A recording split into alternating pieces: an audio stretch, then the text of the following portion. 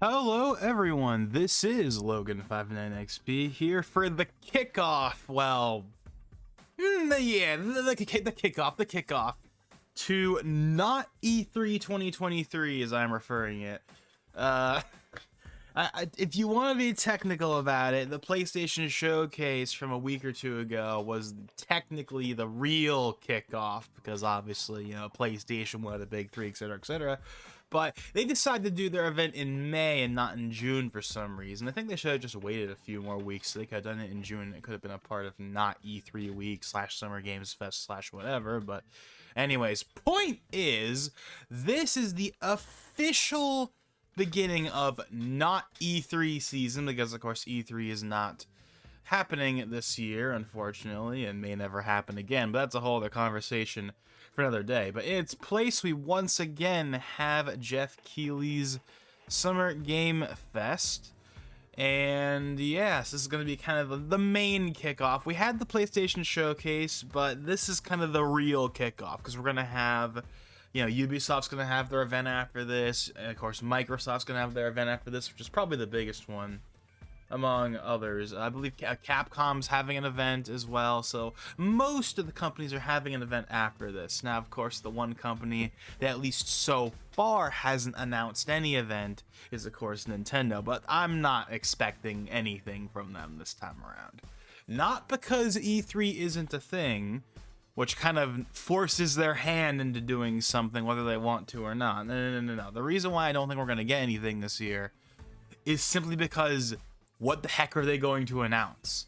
Because it is 2016 all over again. Not to the same extent, it's not as dire as that, but we are in the twilight year of the Switch, right? Like the Switch is approaching. It's not there yet, but it is on the path to the end of its life cycle. Obviously Tears of the Kingdom came out. That's going to be kind of the last really big game for them. Yes, we have Prime 4, we'll get to that in a second, but in terms of sells 10 million copies in 3 days big, Tears of the Kingdom is going to be it. That's going to be their last really big game, I think.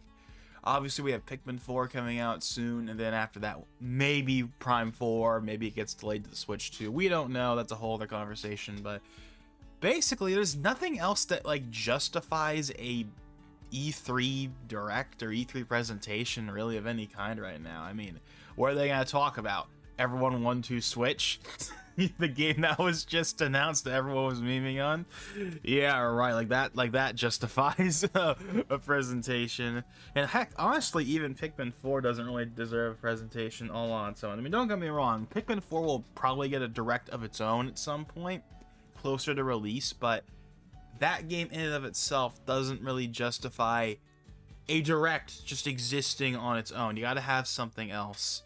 Because, well, yes, Pikmin 4 is a game people are looking forward to and has been highly anticipated for a very long time.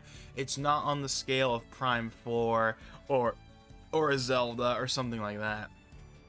So it's kind of like, yeah, I'm not really sure. But so yeah, basically, I'm not expecting anything from the entire summer outside of maybe a partner showcase just for legal obligations like we did last year. Because last year we didn't get a proper direct in June, but we got the partner showcases.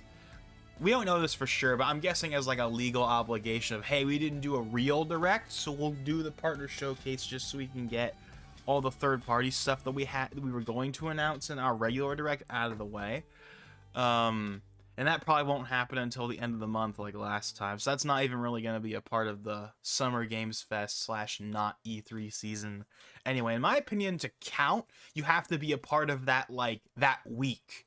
Because that's how it's always worked for E3. Is you're a part of that week. That's between June 8th and June 14th approximately. That kind of, portion of the month is when the E3 kind of season would be, and where most people would be doing their events. And traditionally, at least back when all three of the companies did presentations, the way it would usually work, at least to my recollection, is Microsoft, not counting Ubisoft or EA, just talking about the big three, it would be Microsoft goes first, normally June 8th.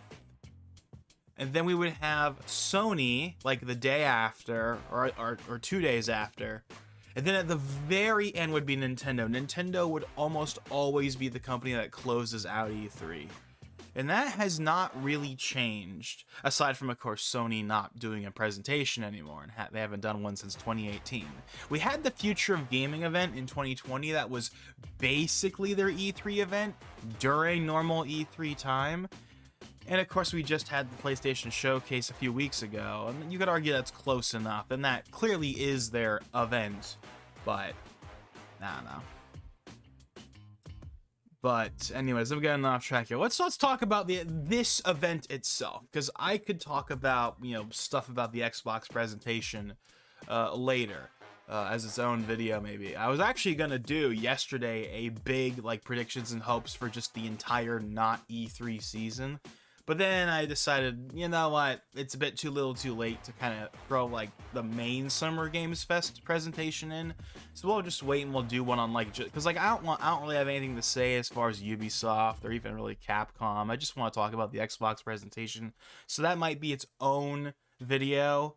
We'll talk about, you know, predictions for the Xbox one, because that's kind of the only really major one left since Nintendo's not doing one this year. Or at least as far as we can tell, it's not doing one this year. So it's just going to be Microsoft, and obviously Microsoft presentation has a lot riding on it, and there's a lot of stuff that could potentially be shown that people have been waiting to see for a long time. But again, we can talk about it when we get to it. But as far as this event itself, Summer Games Fest, the Keighley's the Keighley's, as I've heard some people refer to it as. Although that's more so a statement reserved for the Game Awards itself, not Summer Games Fest. But still. Prediction. Well, Summer Games Fest has not exactly had the highest reputation, but what we do know is going to be here is we're going to see Mortal Kombat 1, we're going to see Alan Wake 2, we're going to see stuff for Fortnite, and I believe what else is it? There's another thing that was, I'm trying to remember what it was. Because when I was going to make the video yesterday, I had a list put up, and I don't. There's a game I'm forgetting. There's a game I'm forgetting that's like already kind of confirmed, I think, to be here. But if you're asking me personally, what do I want to see from this? I want to see the game that I think a lot of people are expecting to be here, and that is Final Fantasy VII Rebirth. It has been heavily implied via like tweets from Square. They've been putting out their little developer comments they've been doing for the last 7 days. Oh, get it? 7 days? Yeah. And it's been heavily implied that we're gonna get like a trailer, our next trailer for the first time in a year here. Will we? It's possible that Square will do their own presentation. They have done that in the past, but seemingly they have not. They have not announced it yet. So I'm guessing we're not getting one, especially with Final Fantasy 16 on the horizon. So they're pretty much. So that's something that did surprise me a little. Was like I kind of thought they would wait until 16 came out before talking about Rebirth at all, but I guess they consider, you know, we've talked about 16 enough. Now it's time to talk about Rebirth. So yeah, Rebirth is the main thing I just want to see. Anything else is gravy. If we get Persona stuff, that'd be cool. But I think we're not going to see Persona stuff until the Xbox presentation, which is a weird thing to say. Like imagine telling someone 3 or 4 years ago, "Oh yeah, Persona stuff at the Xbox presentation." But we live in that world now where Persona stuff being at an Xbox presentation is not unheard of. But yeah. Also, this is kind of funny how the tag has Nintendo in there, even though they're clearly not going to be a part of this. But anyways, let's go ahead and get started. And by the way, on the list of Summer Games Fest participants, Atlas is not on there. Sega is, but not Atlas. And in the past, Atlas would be listed separately if there was Atlas stuff. So that's why I'm saying we're not going to see like Persona or anything like that here. That'll be at the Xbox presentation, most likely. But there he is, the man himself. And yeah, and Nintendo is not listed on there. So yeah, again, we're not, unless it's a complete, you know, 180. we're not going to see anything from Nintendo here. I mean, again, what would they even show? They're not going to reveal Tears of the Kingdom DLC already, if that's even a thing. And I'm not even 100% convinced we're going to get that. Yes, you heard me right. Normally I wouldn't say that, but honestly, I'm kind of half and half on whether or not we're going to actually get it. When I started Summer Game Fest back in 2020 from a spare bedroom, I never imagined it would grow into this. Today, well, you can thank the death of E3 for that. To show you what's next. This is a cross-industry showcase. This is man. I need to make a video talking about E3. I'm gonna be late to the party. I'm gonna be like 2 months late to the E3 is dead party, but like I want to talk about it because E3 for so long was like so important to me, and it really was. Like I know everyone says it, but it's true. It was the gaming Christmas. It was that thing that we all look forward to, and it was like the biggest week of the year. And I remember being so annoyed that I couldn't watch E3 2018 live because I had like a graduation rehearsal in 2018, so I missed a very special grand finale that you're not going to want to miss. That's a pretty bold statement right there. But let's get right to the games and gameplay. But anyways, that's a video for another time. There's so much I could talk about E3 in my long history with it. Here we go. But yeah, that's a grand statement right there. Now, Jeff Keighley is kind of known for overhyping his announcements. Is this the Prince of Persia remake? This is the Prince of Persia remake. This is actually kind of a big deal because this was announced forever ago and has been delayed multiple times. Rescue him and save the Empire. We weren't prepared for what was coming next.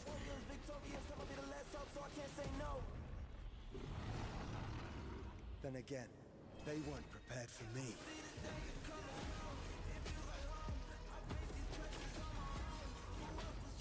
Actually, wait, no.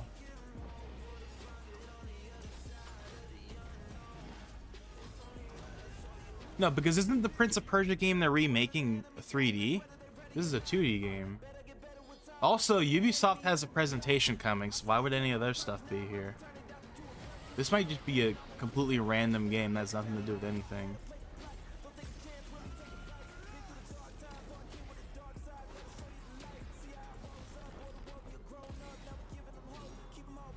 Plus, why would it use this music for the trailer?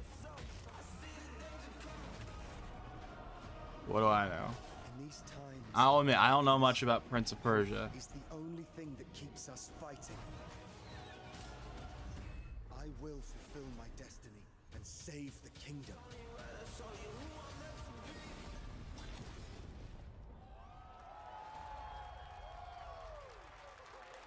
Okay, so that was Prince of Persia. That's a new game, I think. That's a new game. There's a little surprise. Prince of Persia: The Lost Crown is coming. This is not the remake. 2024, a brand new action-adventure platformer in the iconic series. Okay, well, that's cool. Some huge boss fights, and of course, incredible. It's coming out on everything: Xbox, PlayStation, Switch, you name it. On the legendary franchise.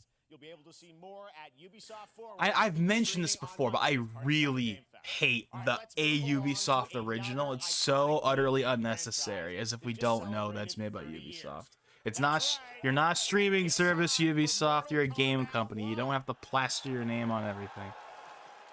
I know it's ultimately a minor complaint, but it's just really unnecessary.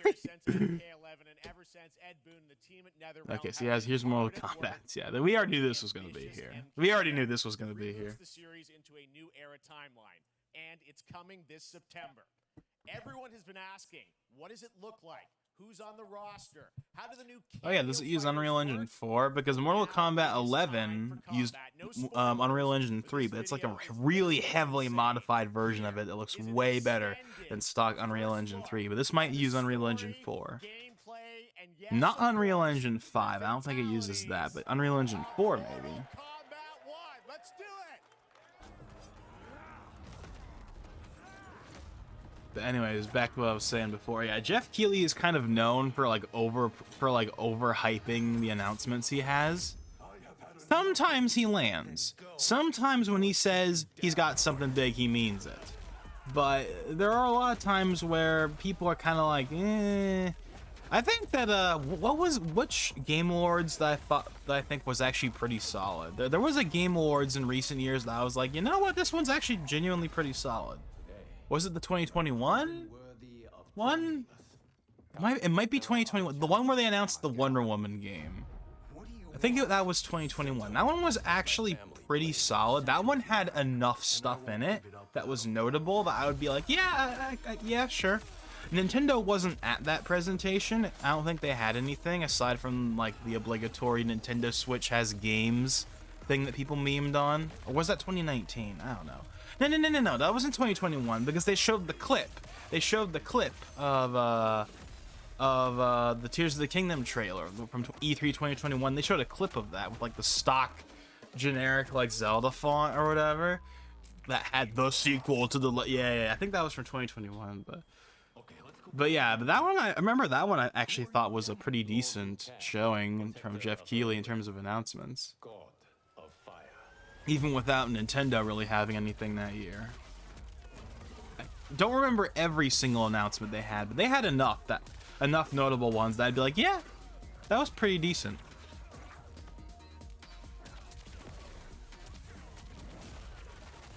As for Summer Games Fest, well, we haven't had nearly as many of those as we had the Game Awards proper, so that aren't as easy to judge, especially because up until this point, you know, it's kind of been a secondary thing that hasn't really mattered that much, but now Summer Games Fest has kind of grown in importance thanks to the, you know, seemingly death of E3. Again, that's a whole other conversation for another day.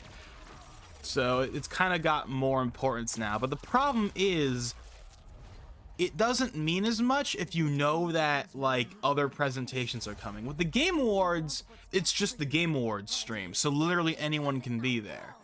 But with Summer Games Fest, you know, Microsoft's having an event, and Ubisoft is having an event, and Capcom's having an event. So the chances of them showing something really big at the Summer Games Fest event is really unlikely because they're gonna want to save that for their own event. Now, obviously, in the case of a company that doesn't have an event coming up, then that's different. Like, Warner Bros. Isn't hosting their own event, so, like, it makes sense to be at Summer Games Fest, because they don't have their own event. Oh, yeah, by the way, PlayStation is apparently a part of this, even though they already had their showcase, but... So, I don't think they're gonna show anything that we haven't already seen at this point, but who knows? Maybe we'll get Bloodborne. But, yeah. Of course, Mortal Kombat. As gory as it's always been. You can't have Mortal Kombat without gore. Which is one of the reasons, by the way, that you're never gonna see Scorpion or Sub-Zero in Smash. Because if they were gonna do that, they would have to they'd have to have Fatality as a final Smash.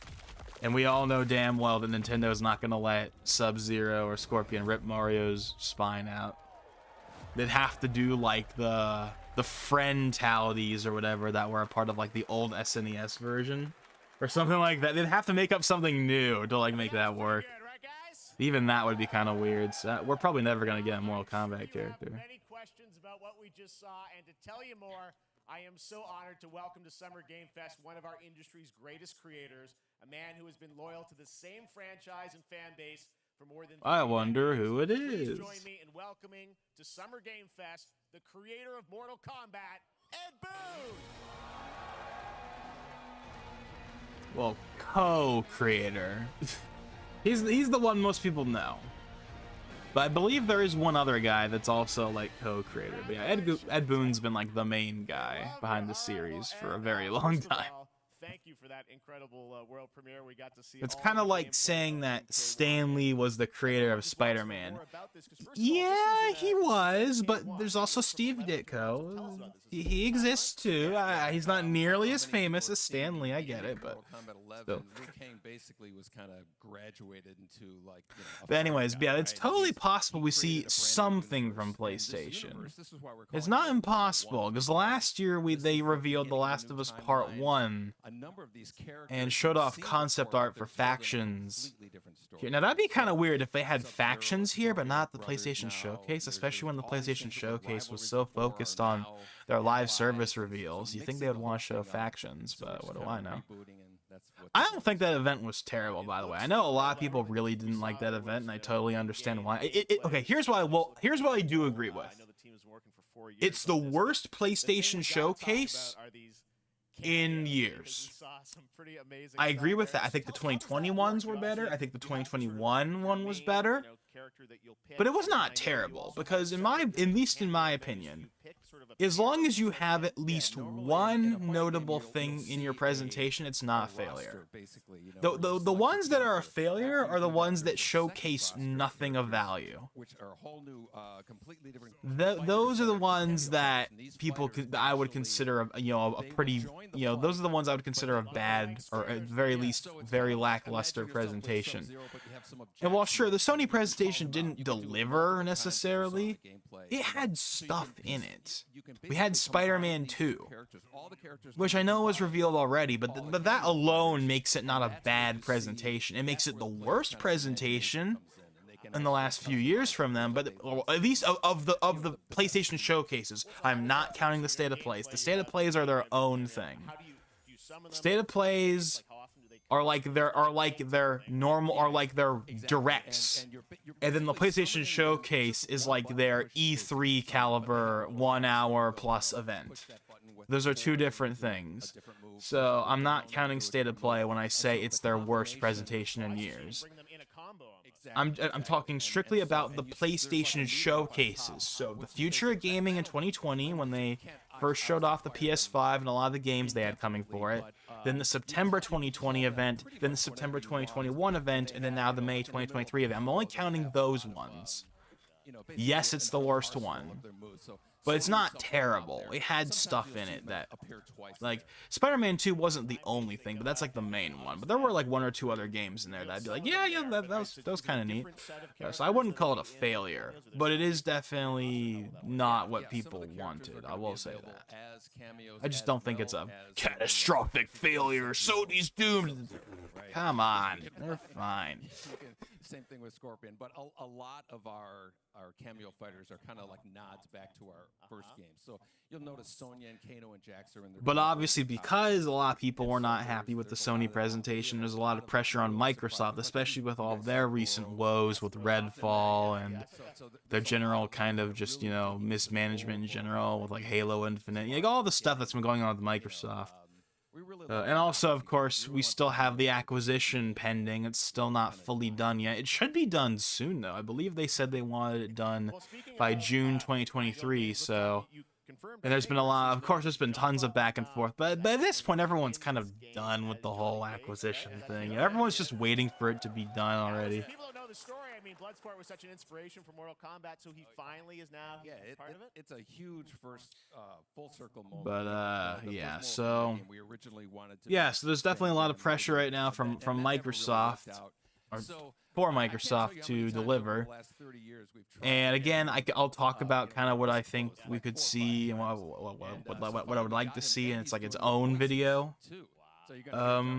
Sometime soon. The event happens on the 11th, so I'll probably get on it maybe later today, but we'll see what happens. Build this through COVID, and it's coming out in September, so we don't have to wait long, right? That's right. This has been a very difficult. But what I will say is that there's a lot of games that Microsoft has to show. Microsoft has games. They absolutely do. They have like 8 or 9 games they could show just from first party alone.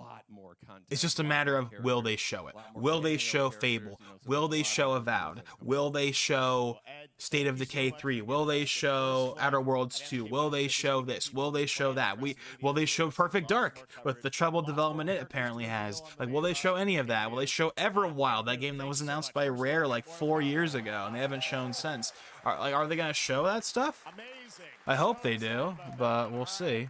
Next up, it's been a fun couple weeks for action RPG fans. But again, we'll talk about that in later on. Another big and anticipated ARPG is Path of Exile 2 from Grinding Gear Games, who have faithfully been updating and patching the original PoE since its release in 2013. We haven't seen anything on the sequel in over 2 years, but that changes right now. Here is your first look at a raw gameplay capture from Path of Exile 2, a sequel that pushes the engine and gameplay to a new level. I don't know how long this is supposed to be. Hey, look at that gameplay. Oh, that's another thing too. Microsoft was talking about, in an obvious jab at Sony, that like our presentation is gonna have no CG trailers. It's all gonna be gameplay or in-engine. Now, in-engine is kind of I mean, it's better than just straight up CGI, but it's still not necessarily gameplay. But they said no CG trailers, which was an obvious response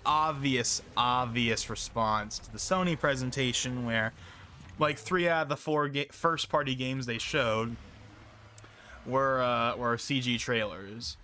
Now I have a pseudo hot take when it comes to CG trailers. I think CG trailers are totally fine if they are done correctly and they are for the right game.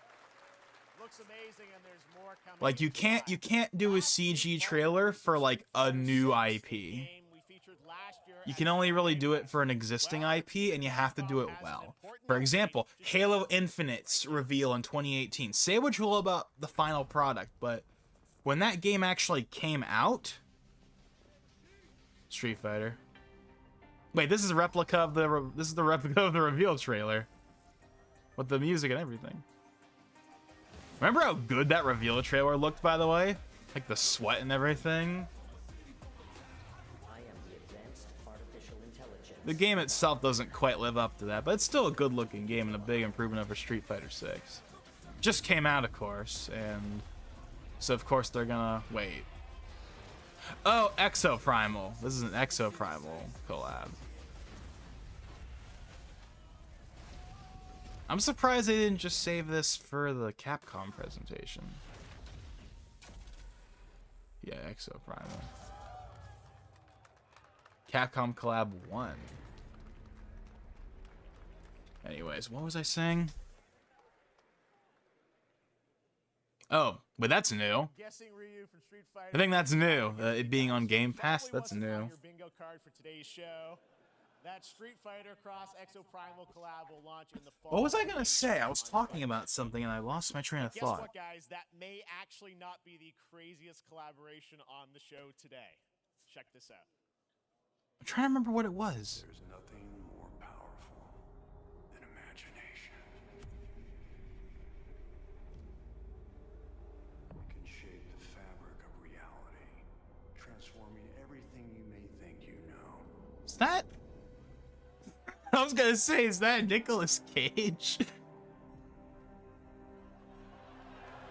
Wasn't this already announced? I think it was. It's still a weird collab, but sure, why not? That's right.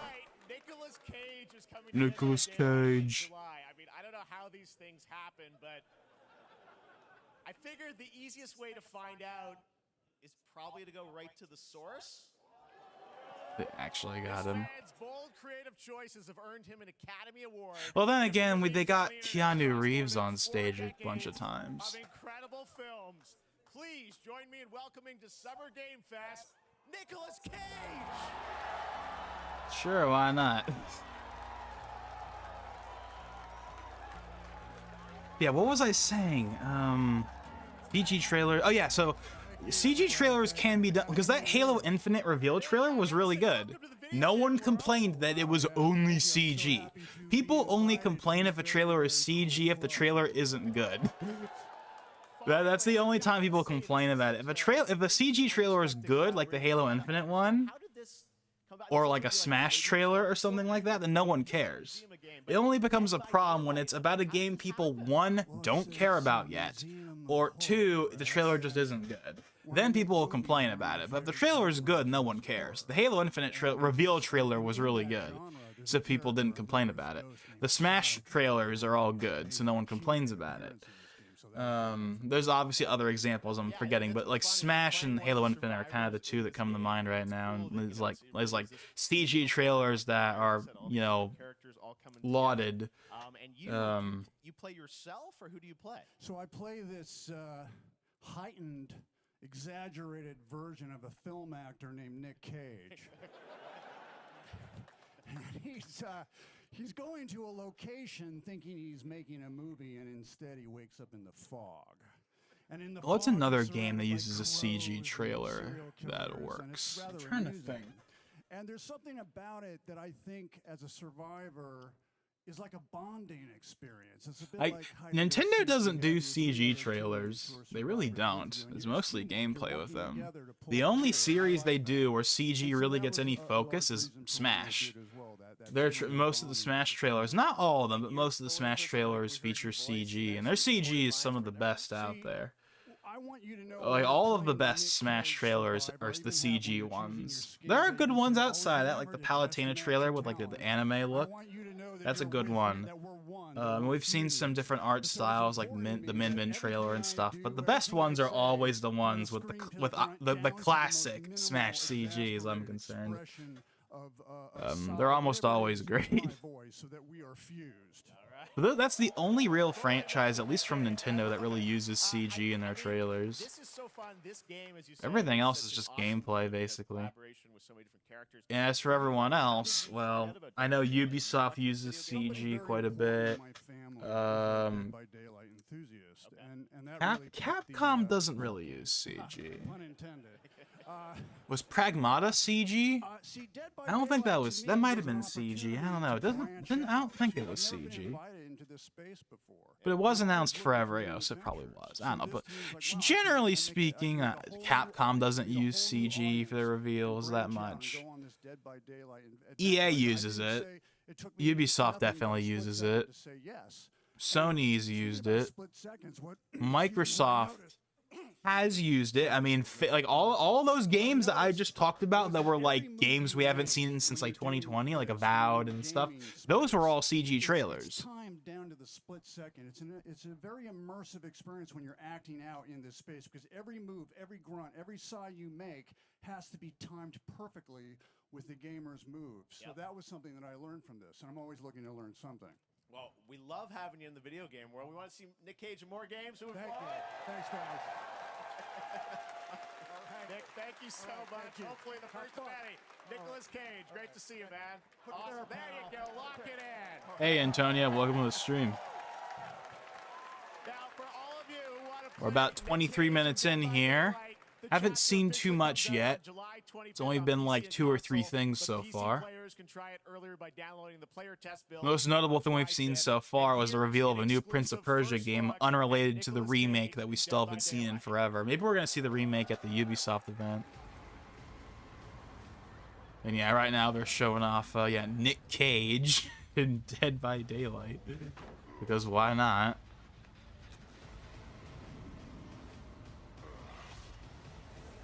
This is obviously gameplay. I mean, it literally says at the bottom, but like even if he didn't have that there, it's obviously gameplay. Damn right I made it.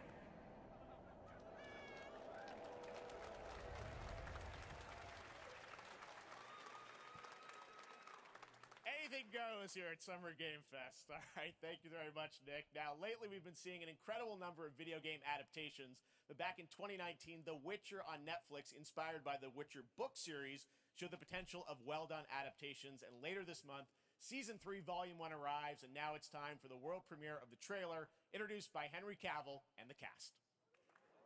I thought Henry Cavill left. We are all gathered here today to share something with you. Be sure to tune into The Witcher Season 3, Volume 1 debut. I thought he left The Witcher. Volume 1 debuts on June 29th. Or maybe he is gonna leave, but he just hasn't left yet. Because yeah, The Witcher series, when it first came out, I know people talked about it as being like a good adaptation, but apparently recently it's changed. A lot of people don't like the writing.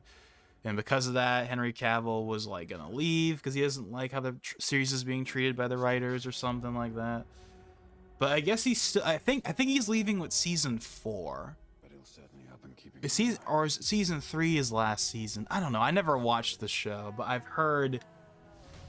I heard about the whole controversy with Henry Cavill leaving because being displeased with the direction the series was going. Now, like the characters are being written, stuff like that.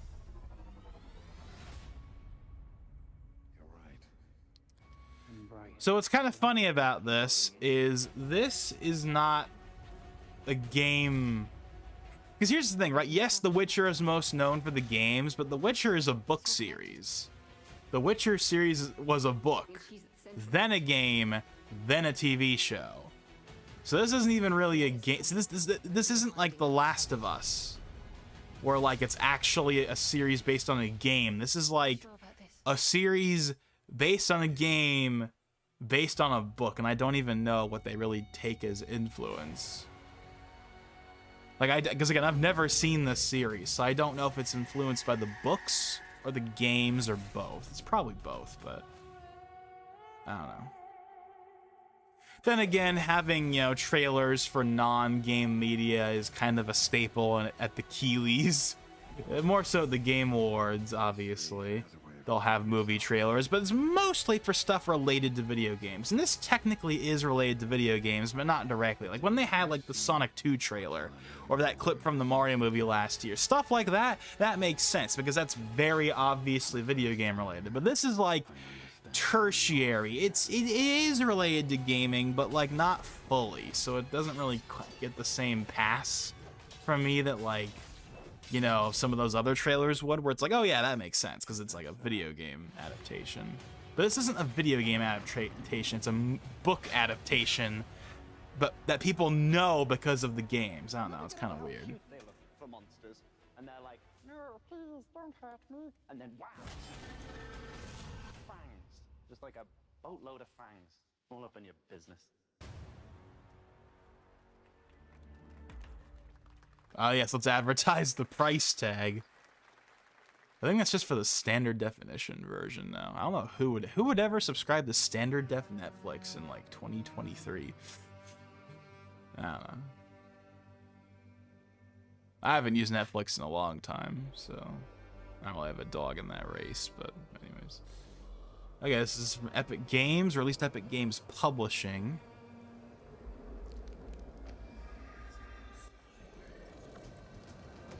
It's not Alan Wake, that's for sure. Because they're publishing Alan Wake.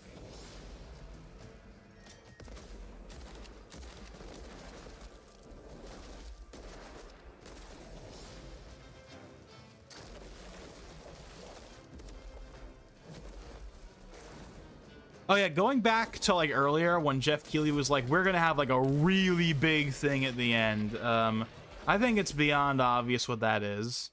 That's 100% Rebirth. Like what else? What else would be on the level of that, right? Like, come on. Unless they have like Metroid Prime 4. That's like the only thing else they could have that's on that level. That's the only thing that would make any sense. It's clearly a Rebirth. That is clearly what the finale is. That's going to be what the one last thing is.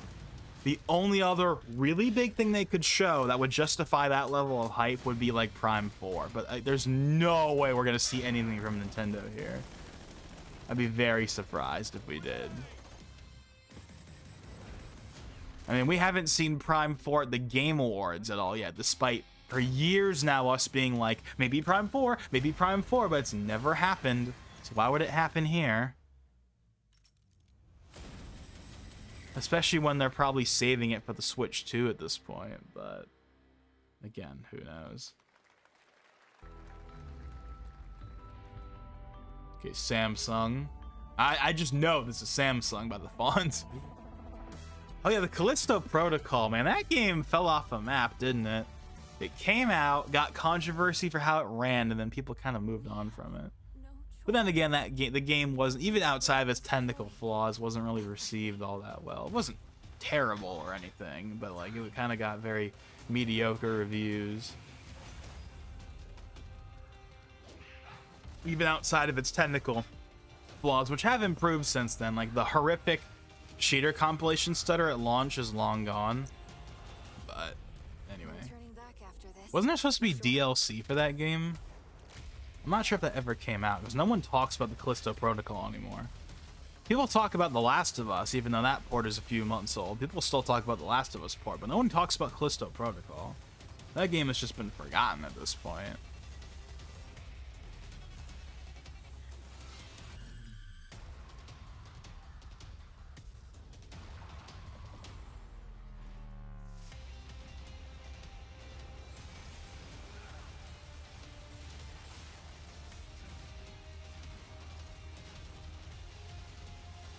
I wonder why the footage is 30 FPS.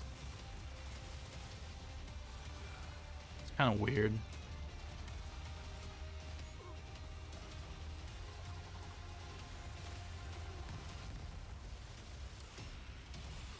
Oh yeah, spoiler alert for the Xbox presentation predictions video if I make it. Redfall's 60 FPS update will be be given a release date at the showcase. Because remember that was promised and we haven't seen it yet. I'm guessing it's going to be a part of like the first big update they do for the game. Like the first like new content, because it's a live service game, of course, like everything. So for like their first like big content rollout, it'll probably be a part of that. But of course I could be wrong, we'll have to wait and see. For those of you on Twitch, we also have a special Warframe. I'm watching on YouTube. Unfortunately, the stream is only 1080 60. Now the good news is Microsoft's event is going to be in 4K, and it hasn't been in 4K for a while. It used to be in 4K back when Mixer was around. But ever since Mixer went away, it's been only 1080p because all their YouTube streams have always been 1080p. You had to go to Mixer to do 4K, but now they're going to be doing 4K on YouTube, so that's good. That's a big improvement. We need to see more of that. Wait, what?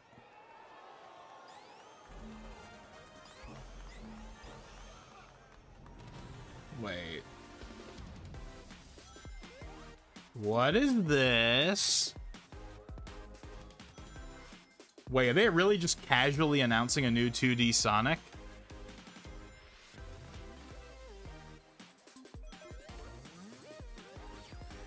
And it's, in the style of, like, Generations, kinda?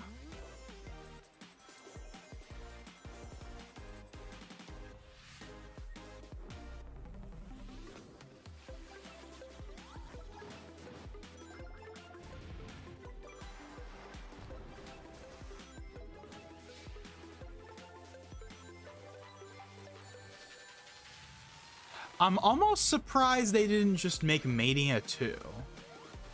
Because this game is probably Mania 2 in all but name, but they just chose to not make it look like that. Hey look, they brought back the old minigame.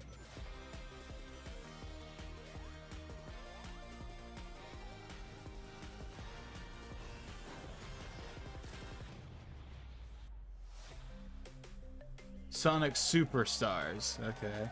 On everything, obviously. Okay, that's good. Well, hold on a second, but they have, like, the classic 16-bit art style, though. Maybe there's a mode, maybe you can switch to, like, a 16-bit mode. How about that? A new standard for 2D classic. Okay, well, that's cool. I wasn't expecting that. That's cool, a new 2D Sonic. This past April, Honkai Star Rail launched, and as you're about to see, the game is bringing an exciting new character to space fantasy RPGs. However, we don't just hopefully it launches better than Sonic Origins did. Sonic Origins Plus isn't out yet, I think, but it's coming out soon. I wish this universe had a few more things to do. Don't you get bored running across the map every day? Okay, hold on. I heard Hoiverse? That's the company that makes Genshin. So is this Genshin, or is this like that other game that they made recently? What the? Oh, you probably just heard the notification. Phone notification for something. Let me make sure it's muted. The tournament's starting. Great. Let me get warmed up. Wait, English voice acting? Now, I've never played Genshin or any of this company's games, but I really doubt that they have English voice acting in it. Because they're like a Chinese company, right? Well, I guess this game has English voices. Huh. Never mind. I miscalculated. Because why would they have it for just the trailer? Let me have some fun this time. Time for a buzz. Okay. PS5. Probably going to be on other systems as well. Is Genshin even on Xbox? So yeah, this is not Genshin. This is their other game. But... Later this year on PlayStation. Okay, so it's Alright, coming to inspired by the PlayStation. story of Pinocchio, Liza P is a Soulsborne-like game from the Oh team yeah, behind this the game. I remember there's a good amount of people looking forward to this Well, game if you're wondering exactly because when, people we have obviously just crave release, which Bloodborne. is So what's the next best thing to Bloodborne, to a Bloodborne port or Bloodborne 2? How about Bloodborne but Pinocchio or whatever?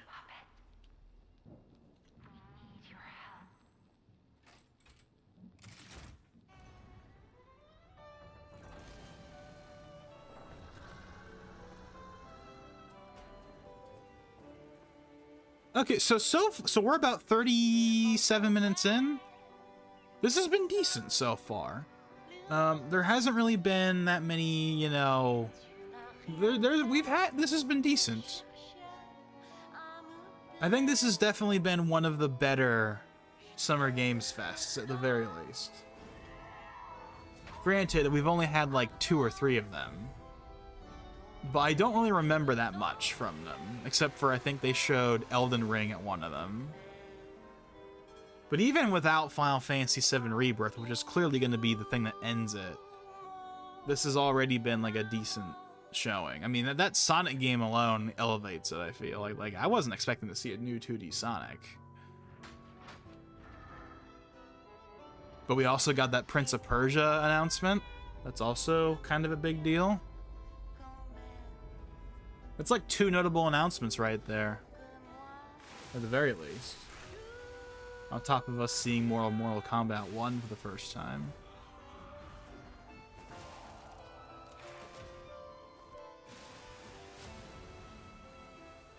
Again, I don't know how long this presentation is supposed to be, though. I'm guessing about an hour. Listen, pal. Nice landing, but let's not make it a habit.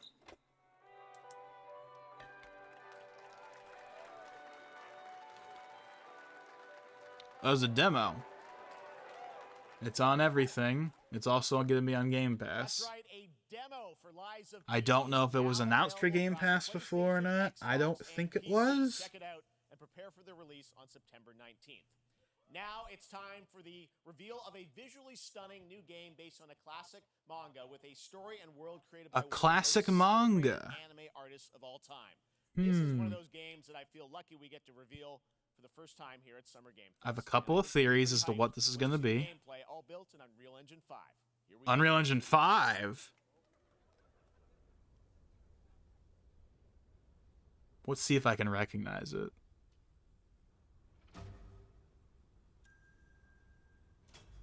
Because it said classic. So I'm thinking like old. Wait.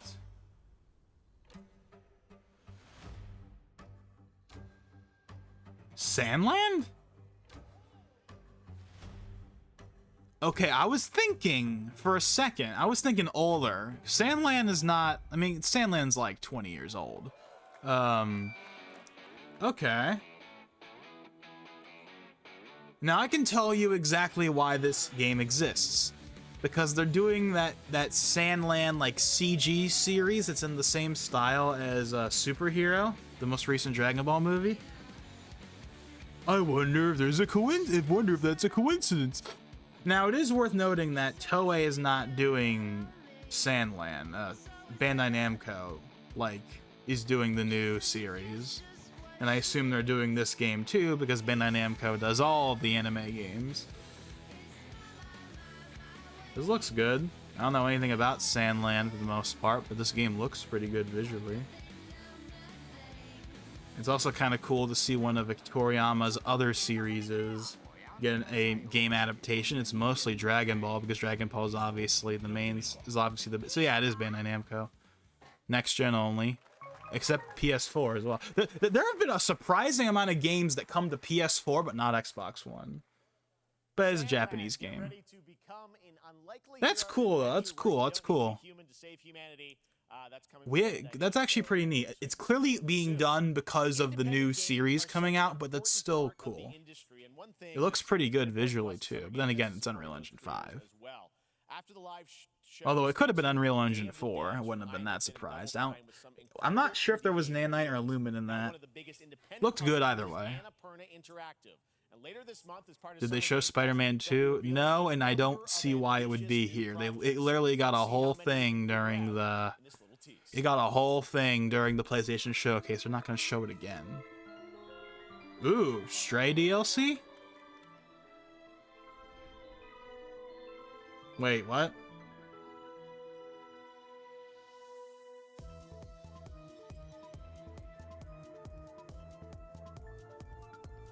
No Stray DLC? Maybe that's being said. Hold on, that game that just showed up on screen, isn't that the game that people are like, we're not gonna have a direct this year because of this, like last year or whatever? Or something? I remember there was a whole thing surrounding a direct when it came to that.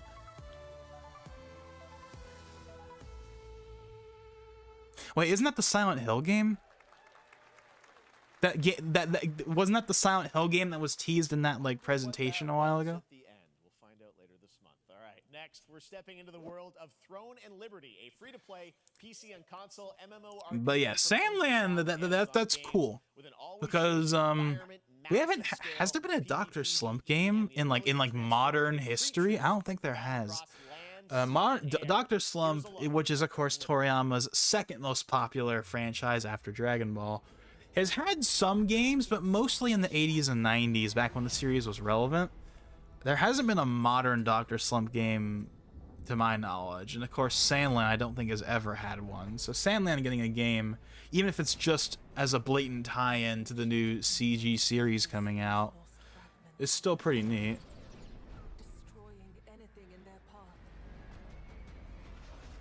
I say blatant tie-in because it's clear that's the only reason why it exists. It probably has nothing to do with it from a story perspective. It's probably its own original thing. But like, it's clearly being made because of that new series. In the same way that The Last of Us Part 1 only exists because they wanted something to promote the HBO series.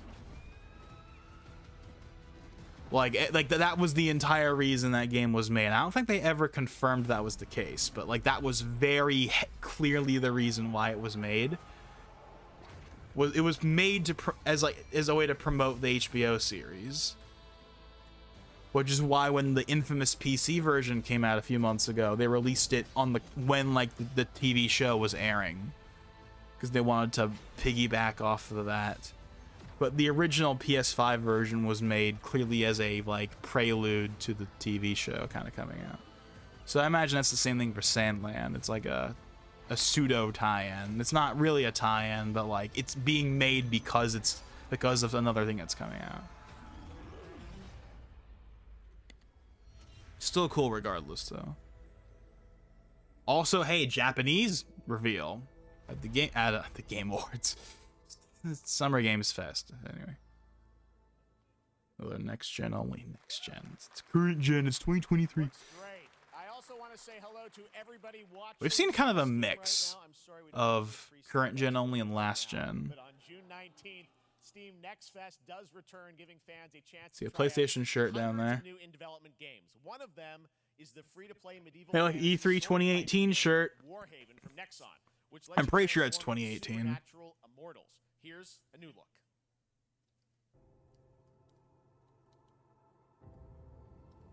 I'm gonna look up how long this is supposed to be. I'm guessing an hour.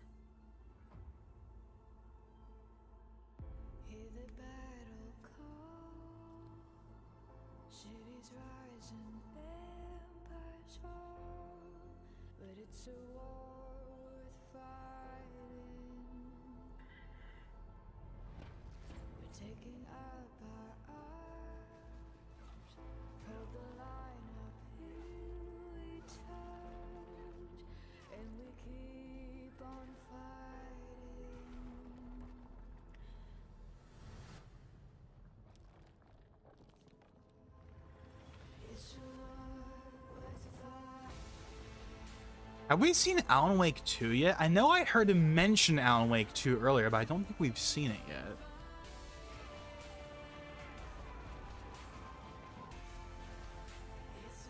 I'm trying to find a length. I can't find one. It's not gonna be as long as the Game Awards, obviously. That goes on for like 3 hours. This is not going to be 3 hours or anywhere close to that, of course.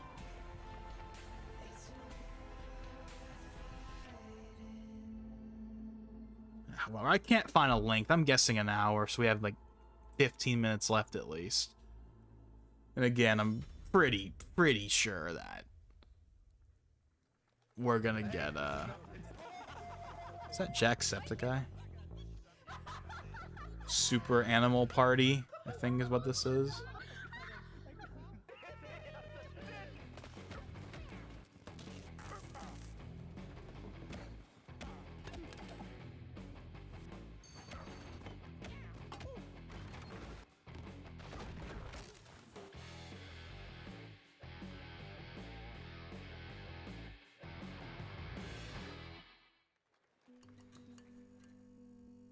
Yeah, it's clear that Final Fantasy is going to be what closes this out. Dying Light 2 DLC. Get ready for darker, more dangerous nights and It came out in February, I think. rolling out with the next update in June.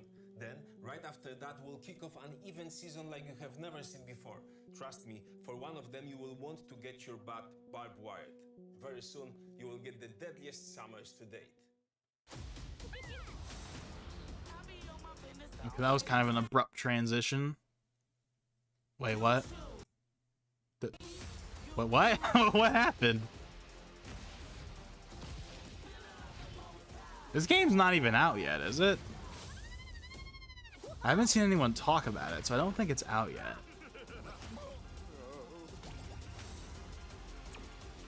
Get the W. Yeah, it's not out yet. It's a live service, I believe, though, so take that for what you will. Stream all your favorite games on the Samsung TV. No thanks. I'm not against streaming stuff existing, but I certainly do not want to become the main way. I will say that.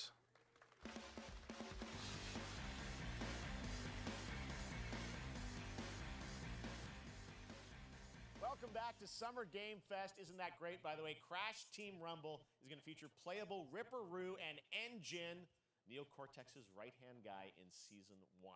Now, it's time to change the topic and descend into madness. Joining me is a guy who was last on stage at the Game Awards 2021 to announce Alan Wake 2. Okay, here we go. He's come all the way from Finland. Please welcome from Remedy, Sam Lake. Okay, so here we go. We're gonna see Alan Wake 2. Now, this game has actually been in some hot water recently because of the whole controversy over them not doing a physical release. Which as someone that likes physical releases, I think is really unfortunate. This isn't a game I personally care about, but there's been a lot of backlash to like them not doing a physical release, and even like some other companies like THQ have offered to like handle a physical release for them if they don't want to do it themselves. So, you know, hopefully they backtrack and they decide to do a physical release at least down the line. Like maybe we get like a complete edition or something, like a few months down the line that has like DLC or whatever. Something like that. Because that's what indie games tend to do. If indie games don't get a physical release on day one, they'll get one later. Like, for example, Cuphead, right? Like, they did not put out Cuphead physical releases, like proper, not the code in the box nonsense from launch, but like the actual proper physical release. That didn't happen until the DLC came out in 2022. Tell us a bit about her. She's in Bright Falls, and she's sort of living. Also, I believe TMNT Shredder's Revenge, which, by the way, just recently got a new DLC announced. That game, I believe, came out digital first, and then like a month or two later, the physical release came out. So, I don't know. Hopefully, Alan Wake 2 gets a physical release at some point, but we'll have to see. Small town of Bright Falls, together with her partner, Alex Casey. Okay. So how and they're somehow linked in some way, right? They are coming to investigate a series of ritualistic murders. Okay. And very quickly, the investigation turns into a nightmare when they discover pages of a horror story. Maybe written by a certain missing writer. By initials AEW. Yeah, Dimension Shell Shock, I believe, is the name of that new DLC. Around them. I don't know if I forget what the release date is. It's probably sometime this month. But yeah, that's kind of cool. I'm probably not gonna end up playing it unless like there's a reason for me to play it. Is the game still on Game Pass? I don't know, because that's how I played it when I did the stream with Jay last year. Is I played it through Game Pass. I think he played it through Game Pass too. I don't know if it's still on there. But it's also a standalone. But yeah, there's a new DLC coming out, which honestly I'm surprised they didn't do already with how well that game was received. I'm surprised they didn't do one earlier. But hey, there's one now, so for everyone that was hoping for more from that game, that's coming. Speaking of DLC, for a game that should have gotten DLC already, again, this is like a Microsoft presentation thing, but I don't think it's necessarily going to be there, but I think it'd be cool if they announced like some Hi-Fi Rush DLC, because that game was also a big hit when it came out earlier this year. I played a decent bit of it. It's pretty good. The art style is really cool. I haven't finished it though because I've been distracted with other things, and obviously right now I'm playing through Tears of the Kingdom like everyone else, so I haven't gone back and worked on it. But once I'm done with Tears of the Kingdom, I'll probably go back and work on it. I might even stream it, honestly. That's a game I think I wouldn't mind streaming maybe, but we'll see. We'll see. I've been trying to kind of cut back. As I'm sure you've probably noticed, I haven't really been streaming unless it's for something that like needs to be streamed. Like, I don't really do many streaming for the sake of streaming streams anymore like I used to in like 2021, 2022. I've been trying to like pull that back and only really do a stream if I think it really, if it needs to exist. Like a you know, reaction stream like this. But we'll see. Either way though, one way or another, I do need to work on Hi-Fi Rush though. But if they put out some new DLC, or if they announced new DLC was coming, that would definitely give me some motivation to get back into it, I think. Because I think it'd be kind of crazy to not have... It'd be kind of crazy to not have DLC for that game with how well it was received. It's Microsoft's most well-received game of the year. In sharp contrast to Redfall. Both Bethesda games, by the way, which is kind of interesting, the kind of sheer dichotomy of that, but anyways.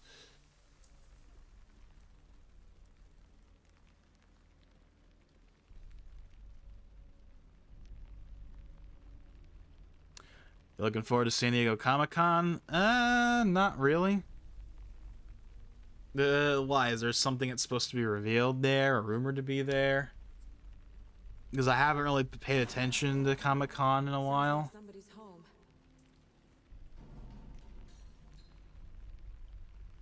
Gameplay, by the way.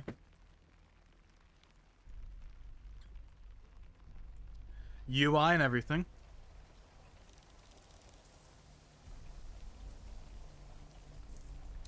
Roger's Base already has his reaction to the new Sonic game up. I'm guessing because he obviously has, like, guys that run the channel that can like clip that stuff and get it uploaded really quickly.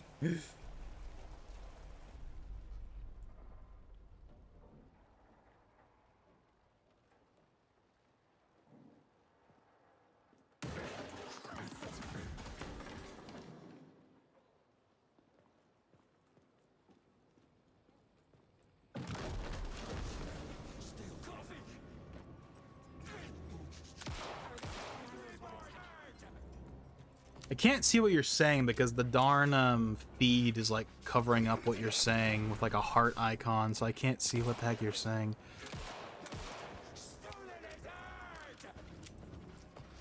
I can't get rid of it for some reason. So it's covering up what you just said, so I can't really respond to it.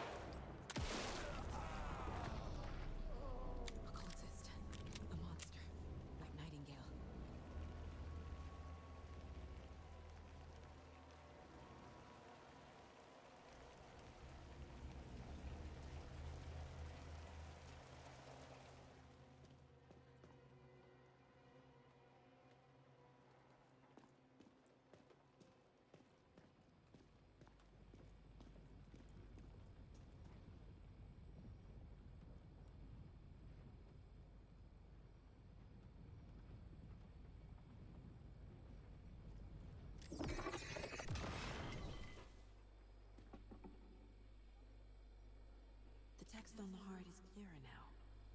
This is definitely an extended showcase what they're doing here. This was revealed at the Game Awards, so it's not surprising that it's getting extended kind of bit here. I'm glad you're on this case with me, Anderson. Killer left a message. I can't hear the word Anderson without immediately thinking, Mr. Anderson. The horror story wanted us dead. There's something I'm forgetting. Something important. Actually, was this at the PlayStation Showcase? I feel like we saw footage of this game at the PlayStation Showcase. Could be wrong, though. A long time coming, but Alan Wake 2 looks incredible. Thank you to Sam and Remedy for that first look at gameplay. Now let's get a first look at the co-op campaign of Warhammer Space Marine 2 from Saber and Focus. Warhammer. We're facing a Tyranid splinter. Not a Warhammer person. Have never touched it, but it's obviously a big series. I'll be straight with you, Titus. I have my reservations about your reinstatement. There could be questions. Will that be a problem? No. We're coming up on the 1 hour mark, and we haven't seen Final Fantasy yet, so maybe it is longer than an hour. Maybe it is longer than an hour.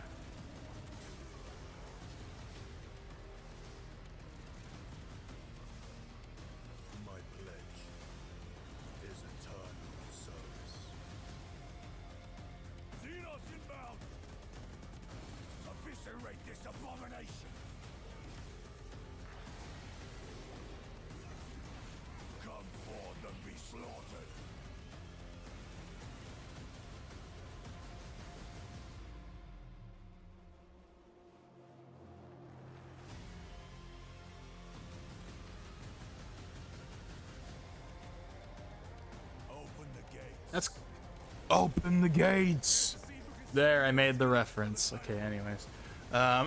It's kind of weird to see a game that has 3-player co-op and not 4-player co-op. That's kind of odd.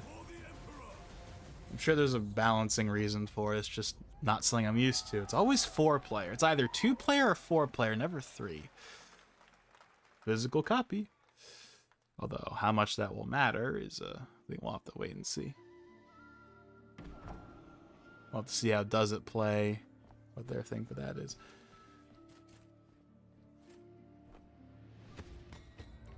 This looks familiar. We have seen this game before. I couldn't tell you what the name of it is, but I know I recognize it. Or at the very least, I recognize the engine.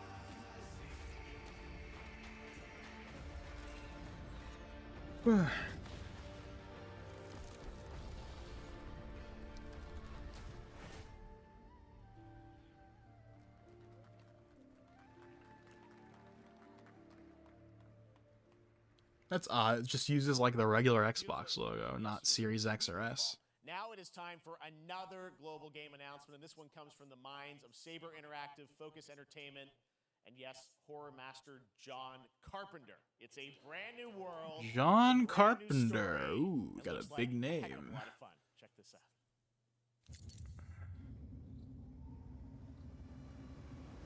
John Carpenter. Isn't he? I'm trying to remember which franchise he made. I want to say Friday the 13th is the franchise he made. And there was a whole copyright dispute between him and like someone else, I think, but I could be wrong.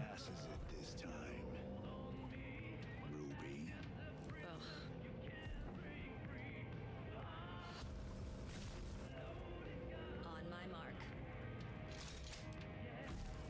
5, 4, 3, 2, 1.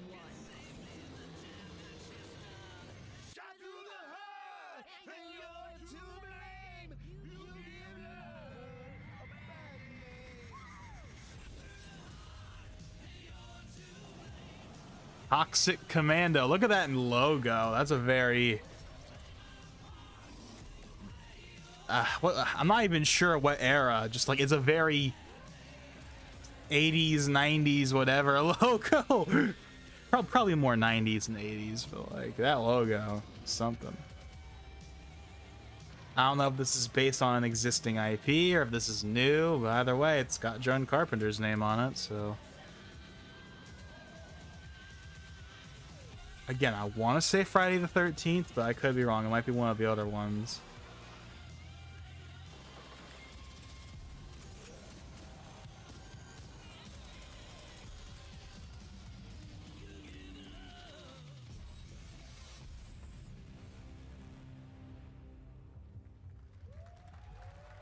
That's a neat logo.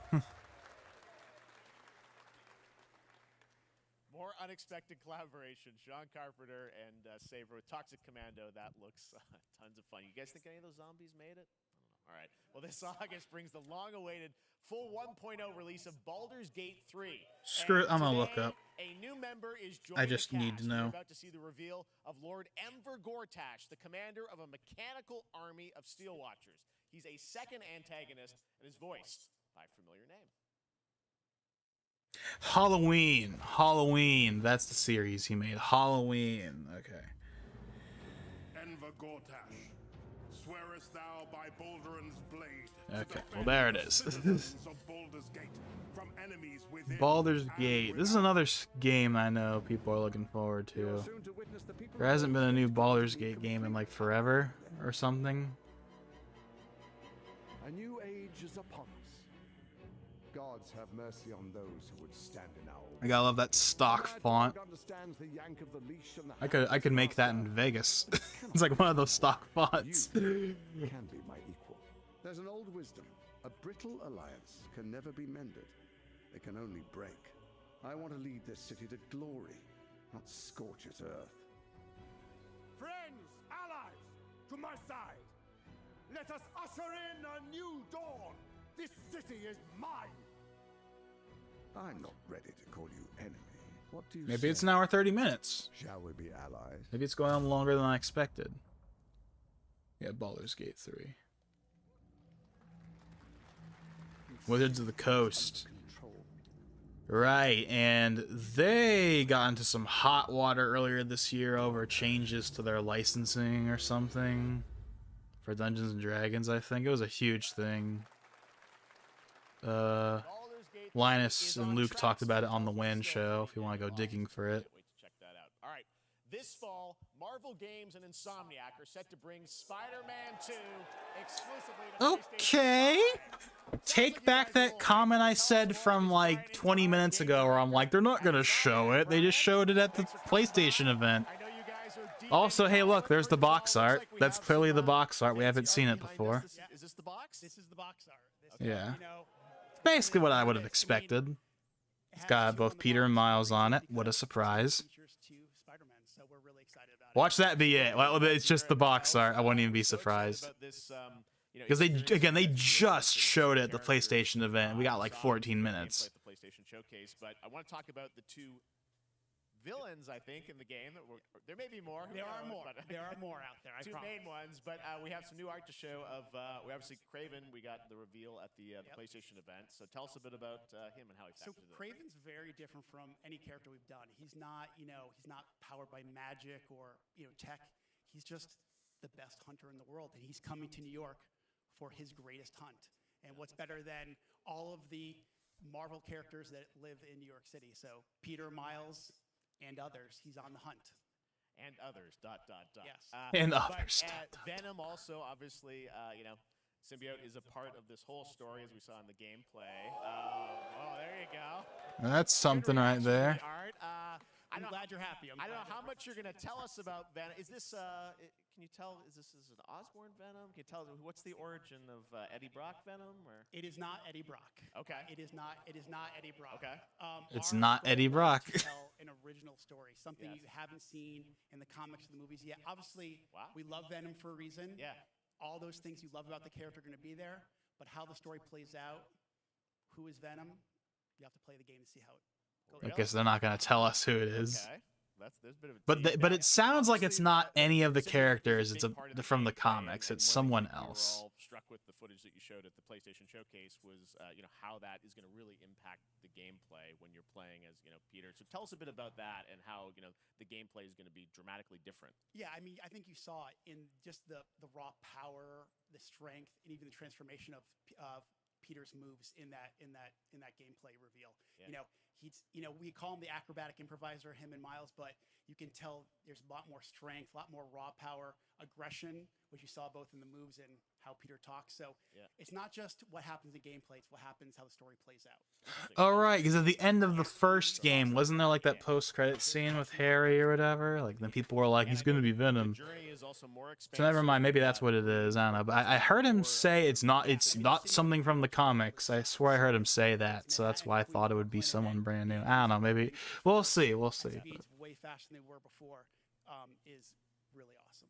Hugely ambitious game you guys have been building. It's really cool that we're gonna be able We to saw seemingly the, explore more of New York than just Manhattan. set the But end, fall 20. we'll see. This might be restricted to just story missions, though. To that. Are you guys feeling confident that you're gonna make it this fall?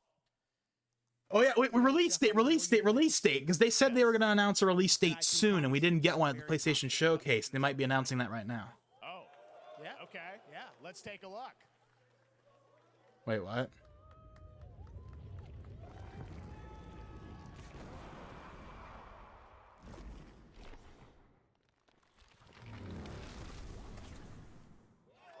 October 20th. Okay, so why they couldn't have just said that at the PlayStation Showcase is beyond me, but I guess they wanted to have something for this Summer Games Fest. Awesome. Well, Brian, thanks so much for stopping Okay, by. so We got a lot October of work is to when do. it's coming out. Wrapping Cool. up the game, and we'll check it out in October. Thanks, Brian.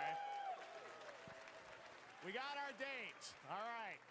Now let's take a look at Pal World, a multiplayer open world survival. It's crafting still game where going. You can befriend and collect mysterious creatures called Pal, who can also fight. In other words, I think at this point we've seen everything that everyone was expecting to be here except for FF7. Land of the Morning Light, a new But expansion again, of Black that's Desert clearly being that's going to be the one last thing. Korea's Joseon Dynasty, and some huge bosses too. Okay, so that was neat. I wasn't expecting us to see anything on Spider-Man, considering we just got it. And we didn't really see that much new. But we did get those couple of screenshots, and we got the release date. Wait, what the heck is this? Wait. This looks like... Wait. What? Wait. This isn't Temtem, is it? No, because Temtem wouldn't have guns. What the? This is like, let's make a Pokemon game with guns. Look at the characters. It's so blatantly Pokemon. Pokemon with guns. What is this? They even have Pokeballs and everything. Like, come on, look at this. This is literally Pokemon, but with guns. The character designs are so on the nose with how Pokemon influenced they are. That's like, what the heck? Pokemon with guns. I don't know if that's a new game or not. That might have been something that was already announced, but I don't remember seeing that anywhere. So I think that might have been new.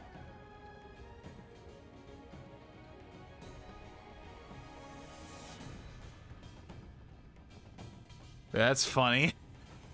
Pokemon, but with guns.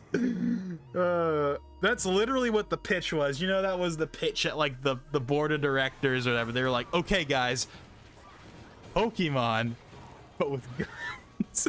And when we say guns, we're not talking like Splatoon where it's like fake made up guns that shoot ink. No. Real actual guns with bullets. That's funny.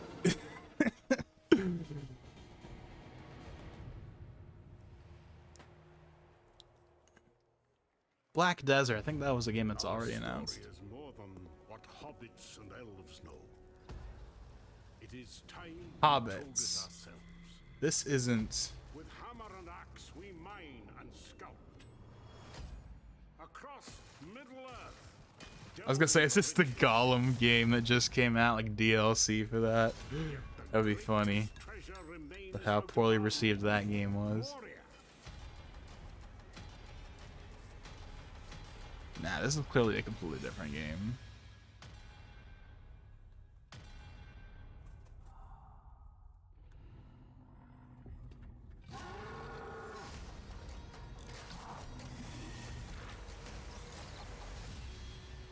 Come, my fellow dwarves. Rally together.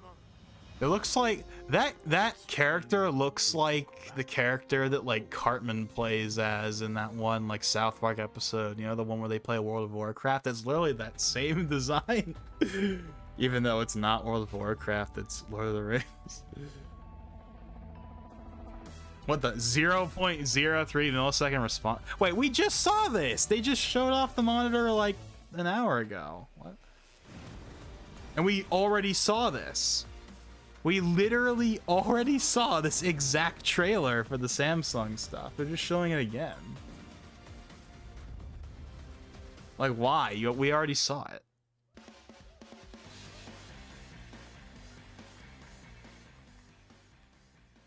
All right, now we're going to look at an exciting new mobile game from a legendary franchise. Okay, see, those two words don't go to... Okay, hold on, never mind, I'll shut up. I'll shut up. I was going to say the words legendary and mobile game don't go in the same sentence. Never mind, I take all of that back. We haven't seen this in forever. This is a game. Oh, now, wait. They're not ending on this, are they? No, there's no way they're going to end on this. No. But this might be the lead-in.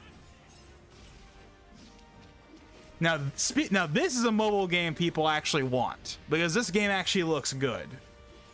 And of course, we got all the different outfits for the little gotcha thing. But like, this game actually has promise. This game actually has promise. This is a game I really hope it's not trapped on mobile, though. Please do not trap it on mobile. Please put it on something that isn't mobile. PC, PS5, Switch, I don't care, but please just don't trap it on mobile. Put it on an actual console, please. Signed everyone. Because this game has promise.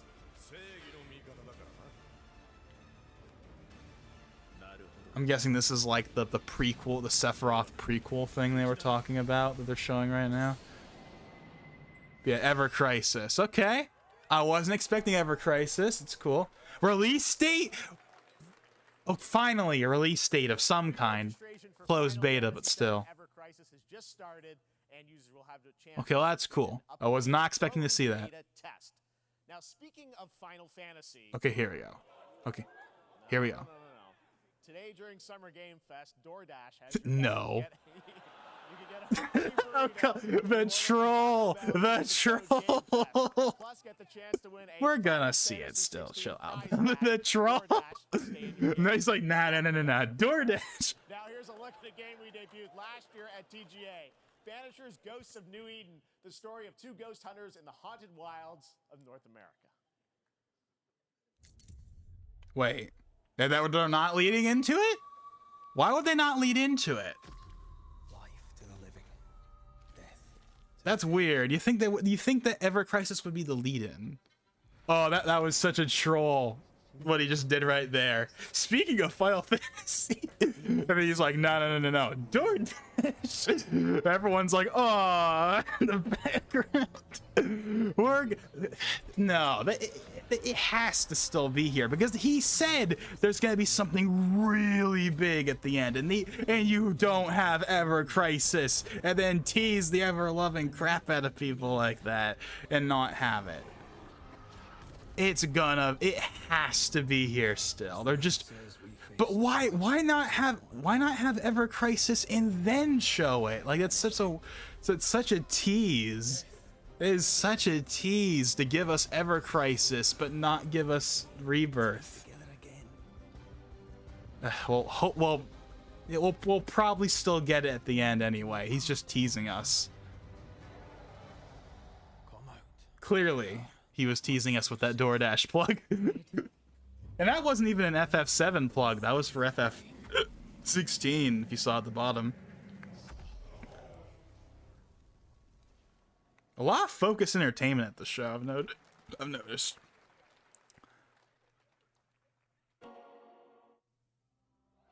Ooh, like a dragon. I heard the Sega, the little Sega. Do. What? See, how am I saying like a dragon already? Okay, here's another.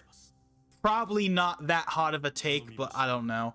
They should not have changed the name. I know why they did it, because it's always been Like a Dragon in Japan. It was Yakuza is a US name that they can't, well, not US, that's the localization name or whatever. And normally I am all for being as close to the original as possible, but in a case like this, I feel like the Yakuza brand is too cemented to backtrack on it. So I think them renaming the series to Like a Dragon in the West was a really dumb idea. I understood why they did it, but I think they should have kept the Yakuza branding. It's way too iconic at this point, I think, to get rid of, but that's just me. But yeah, this is Like a Dragon 8, not Yakuza 8. I mean, it is Yakuza 8, but it's Like a Dragon 8. And yeah, it's gonna have like, yeah, both. I believe it's gonna have both of them, both Kiryu and the new guy from Like a Dragon. Not to be confused with the name of the series, which is now Like a Dragon, but like, you know, like you know what I'm talking about.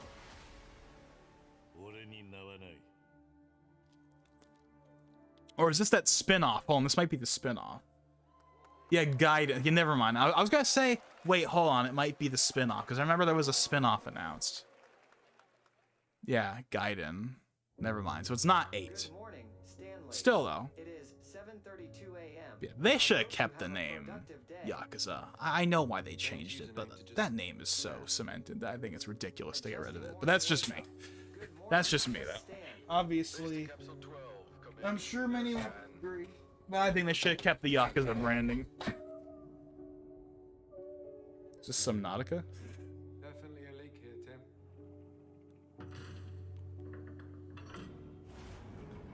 Man, the Final Fantasy tease, man. The Final Fantasy tease. Such a tease. Such a tease, man. Months and 17 days. What sort of operation are they running down here? But come on. They're gonna end it on. He shouldn't be here. Someone there? This doesn't make sense. Heck, the fact that they had Ever Crisis here at all is just further proof that it would be the Ender. Because clearly if they could get Ever Crisis, they can get Rebirth. Are you there? Wait, it's not Subnautica? Okay. It's a beautiful new game, Under the Waves, and today, incidentally, is World Ocean Day. Fun fact. All right, next, Call of Duty. Well, there's a new Call of Duty coming this fall, along with Warzone Mobile. Today, we're going to give you the first ever look at Season 4 of Modern Warfare 2 Warzone. I thought that there isn't going to be a new game this year. Well, that was supposed to be like an expansion or something. An abandoned zoo. Yep, it's all happening. Check it out. That Call of Duty font looks weird. It looks too, angular. Yeah, see how it's like, it's more like angular, it's more blocky. It's not rounded like it normally is. It's kind of off-putting. I played a good amount of Warzone 1. Warzone 2 has just not clicked with me. Every time I have booted it up, I have played one match, and then I closed it, and then I don't open it for like another month. I don't know. Warzone 2 just has not clicked with me the same way the first one did. So I played a good amount of Warzone 1. But yeah, Warzone 2 just has not clicked with me. So I don't know, maybe there's like a new map coming or something, then like, yeah, sure, I'll give it a shot, I guess. But I really have not played Warzone 2.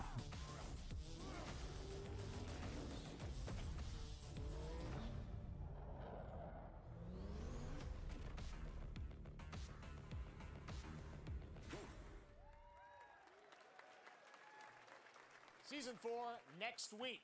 Today is a big day for video games, but also a huge day for Porsche. The iconic German automaker turned 75 years old today.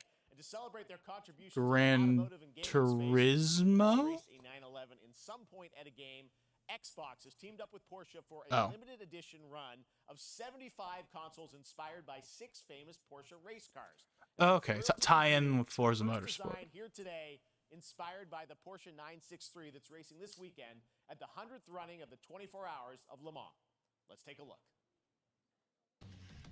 Is it going to be a proper limited edition console? Because we haven't had one of those since, like, the Halo Infinite one.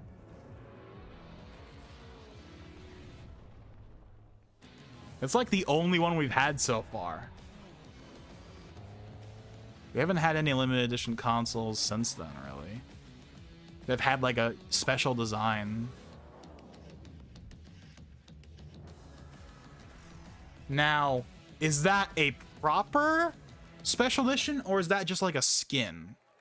Because I know they've done skins for the consoles, but skins are not the same thing as a proper special edition. Not for sale, but you can enter for a chance to win one right now. I think these are skins. Still neat, but this isn't a proper special edition. Special editions are like they're not skins. This is a glorified D-brand skin. Phoenix Labs are building the next great entry into the cozy farm sim genre. We all like a cozy game inspired by classics like Animal Crossing and Stardew Valley. Previously announced for Nintendo Not Harvest Moon. Not Harvest Moon. Harvest Moon is what, like, Harvest Moon walked so like Stardew Valley could run. Ah, whatever. So quickly. Before I know it, they turn into seasons. I actually have Stardew Valley. A friend of mine bought it for me like many years ago. I have it on the Switch. Only played it like a couple of times though. But there's something more I've been itching to explore.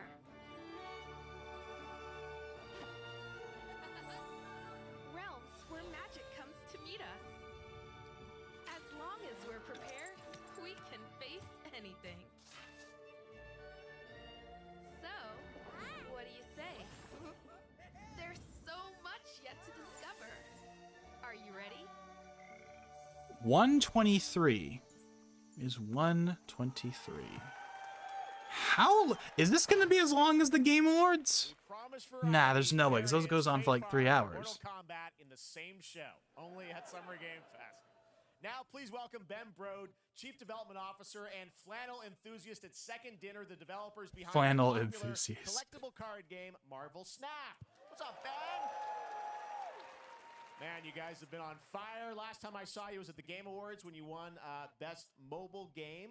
Seems like you've been very busy. Not exactly a high bar. Content you've been doing. Lots going on over there, right?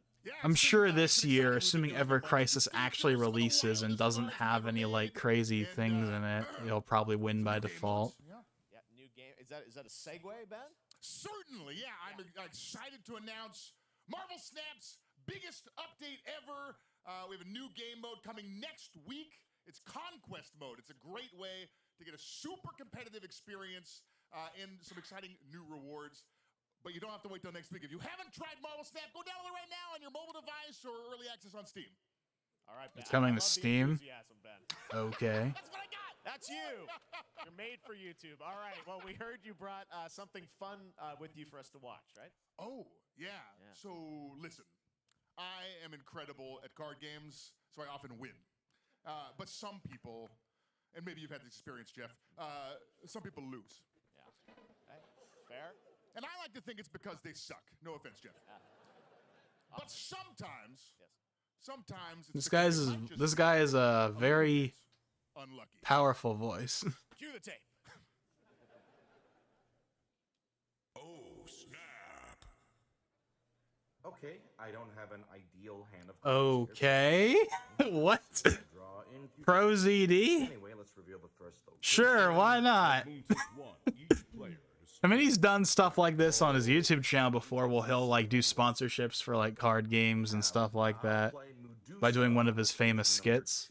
Yeah, Pro ZD. I'm sure everyone's heard of him at this point, but he's awesome. Go check him out. He's got a lot of great videos. Okay, well, I mean, 25% isn't that bad. And it's gone. Okay, well, I have some powerful cards in my hand, so I can just wait. Let's see the next location. The big barn. Players cannot play 4, 5, or 6 cost cows.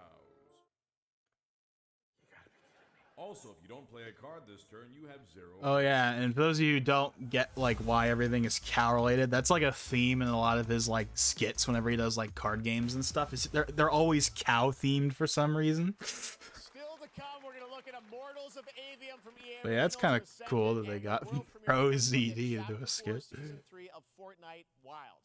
Now, if you're looking for the smartest way to level All up right, your this gaming was summer, something that was announced to be here. side by side with Nerd Man, we Wallet, haven't seen that yet. maximizing your cashback rewards on everything from Wi-Fi to headsets. Now, here's a look at King Arthur Legends Rise, a new cross-platform UE5 game for mobile and PC, a Fantasy Squad UE5 game on mobile pre-register today. and PC, but mobile. But the thing is, that doesn't necessarily mean anything, because UE5 can just be UE4 in terms of feature set. Even though when people think UE5, they think Nana and Luna. Oh my god, you know what I'm trying to say. They think of stuff like that when they think UE5.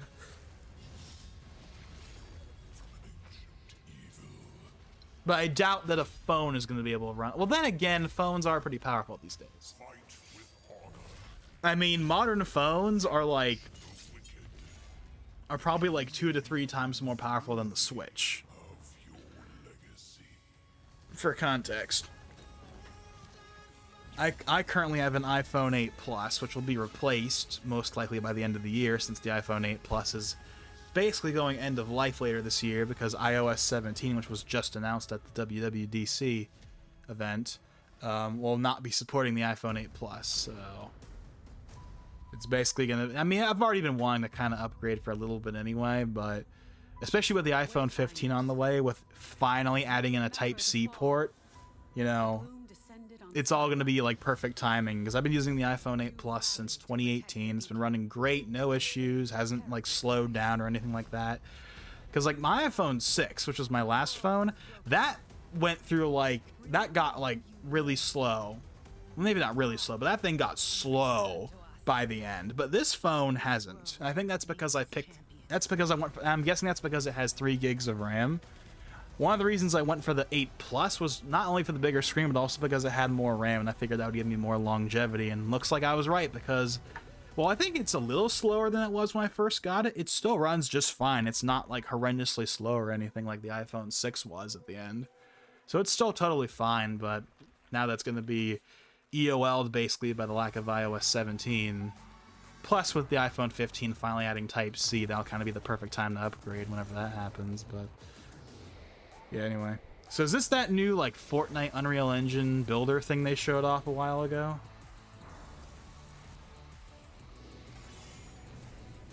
Or people were like, you can make any game in Fortnite or whatever. And the visuals look way better than what Fortnite offers. I mean, Fortnite's a good-looking game with the new update and everything, but that looks... Yeah, Unreal Engine for Fortnite. It actually is kind of interesting. Seriously, you don't stand a chance.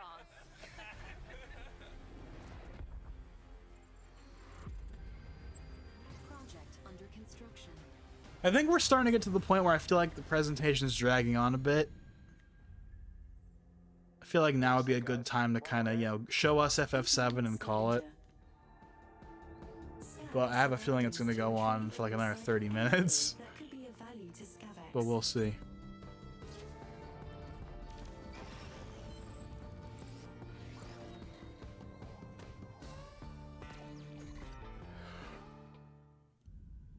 Captain's log, stardate 43152.4. Do do do do do do do do do do. The second I heard Captain's log, that was all I needed to hear to know what game this is. Do do do do do do do do do do do do do do do do do.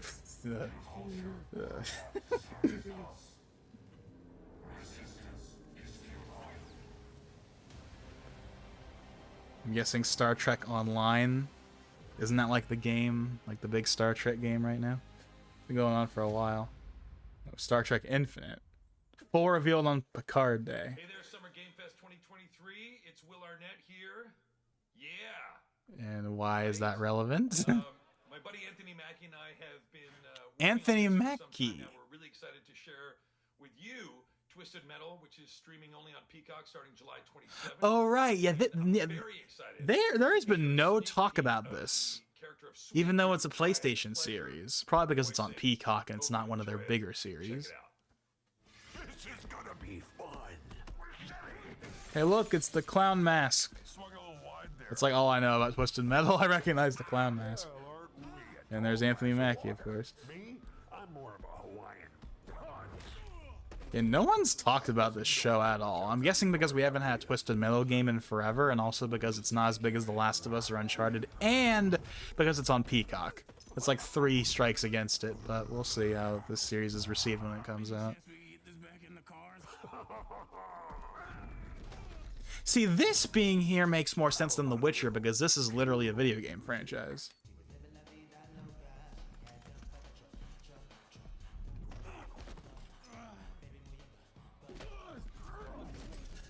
She had dumps like a truck. That's like what? All night long. Let me see that thong. Like it when the beat go. Baby, let your booty go. Girl, you want to show? The thong. Do you love the silver-haired god? Don't lie to me. Yeah, man. Look, I listened to Unleash the Dragon so many times the disc broke. I'm not a liar. You said you were coming to my show, and then you shot at me. It was a misunderstanding. I've been getting shot at ever since I can remember. It's forced habit, I guess. Sounds like you have trust issues.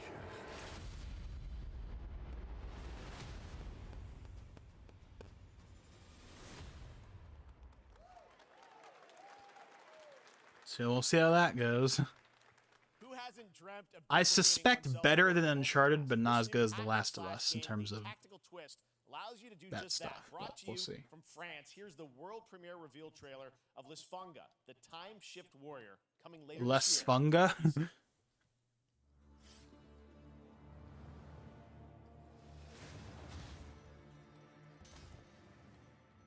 Goddess of time. Receive my light, Lisfunga. Let this power flow through you and fight again alongside your... This is the longest Summer Games Fest I think we've had so far. I don't think it's been this long. They're normally like fairly short, at least by like Jeff Keighley standards. And by Jeff Keighley standards, I mean the Game Awards standard. Now, of course, the Game Awards has a reason to be as long as it is, because it is technically an awards show, even if it's not really. Like, let's be honest, the Game Awards is not really an awards show. It's a gaming showcase with an award show stapled on at the with an award show stapled on, with the only award anyone really cares about being Game of the Year. That's pretty much how that works. Onwards. I can feel that there are more.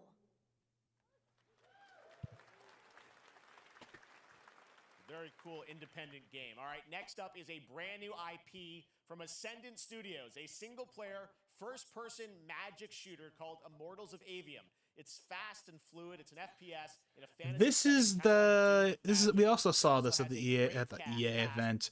We saw this at the PlayStation Showcase, and we've seen this at previous showcases in general. Great to have you with us. Thank you. This is such a cool game. Super high. This game actually does look kind of cool.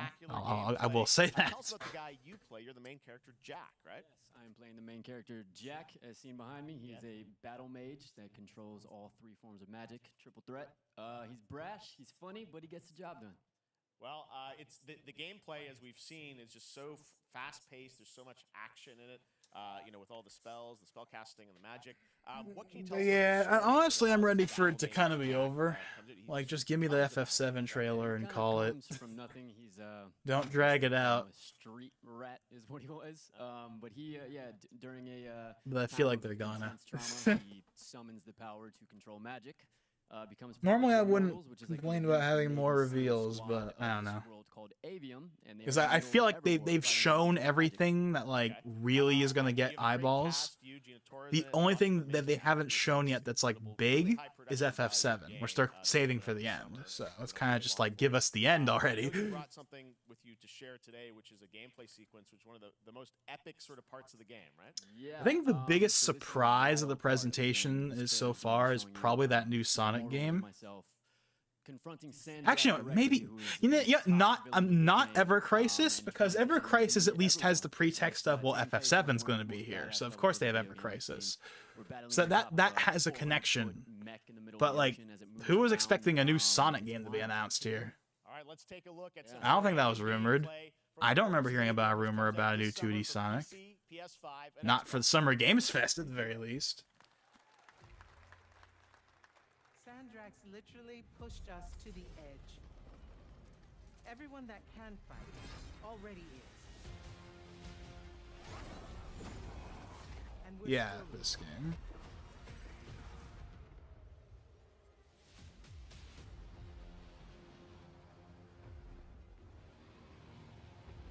I know I complained earlier on about the whole Ubisoft original thing, as you might say, well, what about EA original? Well, there's a difference. EA original is not the name of the games that EA makes themselves. EA Originals is their like indie kind of program. Like, for example, Unravel, if you remember Unravel, those games were like, they were like indie games basically, but they were published by EA under that EA Originals banner. That's kind of their like indie and like outs and like third party publishing kind of like not their own series' thing. So that's not the same thing as like the Ubisoft Original thing, where Ubisoft Original is just the games that they make. Like it's a streaming service. Like Netflix Original, Disney Plus Original, or Peacock Original, as we saw with Twisted Metal. So it's not the same thing. Extended gameplay showcase.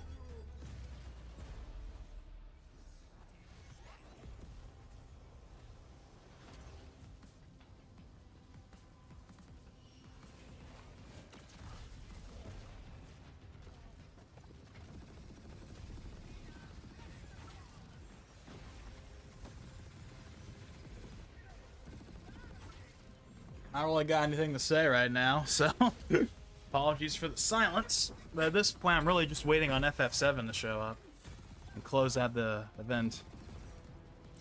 Yeah, I'm surprised that Ubisoft decided to reveal that Prince of Persia game here. Why not save that for your Ubisoft Forward event? I want to fight this war as one of you. You're what's called a Triarch. The Pentasod has gifted you with the ability to manifest all three colors. I don't know if this is just the stream, but I can see this game is dropping frames. That might just be the stream though, and not the game itself. What are your thoughts on the break? Oh, for the Captain America. Wait, no, didn't they change it? No, wasn't it originally Brave New World, but then they changed it to like New World Order or whatever? I don't know. Either way, like, it's fine, I guess. I don't really have any opinion on it.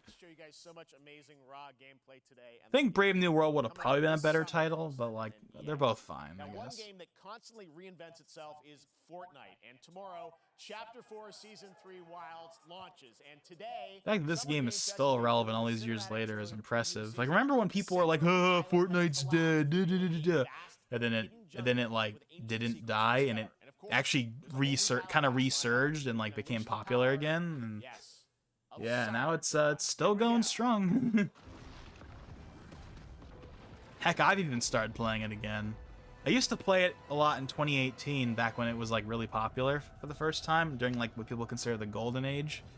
But then I dropped off by the end of 2019, and then I played like the end game event they did in 2019, and then that was like the last time I played it in years. And then starting last year, I started playing it again. I've actually been enjoying myself with it, surprisingly. I wasn't expecting that. I kind of figured I was done with this game. But I've actually been playing it. and I've been enjoying it. So they've definitely improved the game from what it used to be a few years ago.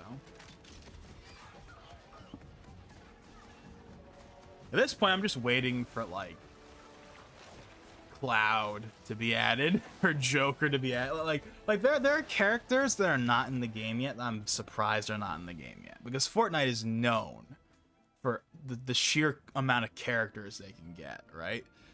And I've been very surprised that we have not gotten, like, we haven't gotten Cloud and Sephiroth. We haven't got any of the FF7 characters yet. Maybe they're waiting for Rebirth to come out, and then they'll do a tie-in with that. But we haven't gotten FF7 anything, or Final Fantasy in general, but especially FF7. And we don't have any Persona characters yet, which I also find surprising, because Joker and the Phantom Thieves in particular, it's not just the Phantom Thieves, but the Phantom Thieves in particular, are in, like, every game under the sun. Well, every mobile game at least. So honestly, getting them in Fortnite at this point wouldn't even be that surprising. It's gonna happen, whether you like it or not. You're gonna see him in the game at some point. It's a matter of time. It's a matter of time until Epic shows up with a nice fat stack of cash at Atlus's door, or Square's door. It's gonna happen. What you're about to see is a world premiere trailer that gives us a new look at an expansive world we can't wait to explore again. This game comes from a studio that surprised the world and redefined the RPG genre with its iconic characters and rich storytelling. I want to thank them for this trailer for one of gaming's most anticipated upcoming releases. Okay, this has to be it, right? The rumors were true. We're still here at the scene of this terrible disaster. Okay. A massive tornado which swept through sectors 0, 1, and 2. Amidst the wreckage of the expressway, search and rescue operations are already in progress.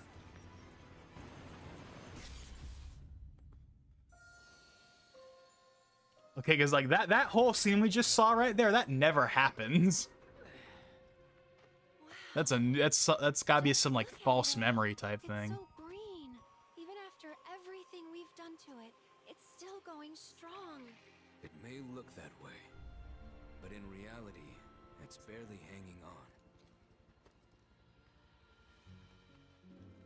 I was wondering, what's Cloud been doing these past 5 years? I have not finished OG FF7. That is on my long list of things I need to finish. This is gonna sound crazy. But even I recognize some of these locations. As far as I know, Cloud was never in Nibelheim. It's really cool to see something that's not just Midgar for once. The life stream. It is the very essence of our star. The blood coursing through its planetary veins. According to Hojo, they're connected to Sephiroth. Shadows of the Mad, I believe he called them. Sephiroth was in Midgar. We fought him. Whatever happened, he's alive. But why come back now? After 5 years, doing who knows what?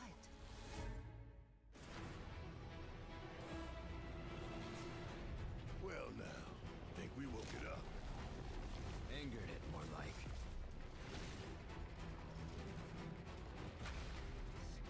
Hey look, Red's playable. What a surprise. I know there were some people that were like, is he going to be playable? Because he wasn't playable in the last one. Even though he's supposed to be playable in the original. Yeah, of course he's playable. They just didn't make him playable in the last one because it wouldn't have been worth it for like the last like chunk of the game.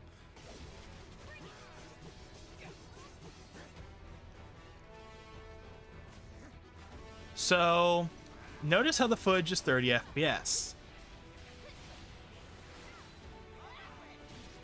Hey, there's Yuffie. And we have the characters teaming up and whatnot. What a surprise. Like, everyone predicted that was going to happen. We were going to have like team up attacks and stuff. Kind of like what we saw in the Yuffie DLC. They say she's a monster. That she can peer inside you. Into the very depths of your soul. That she can become You bet your ass the second Maximilian puts out his big, like, 30-minute analysis on this, I'm going to be watching it. He does a really good job at explaining all this stuff. There's the scene. That I killed her. So, who is she?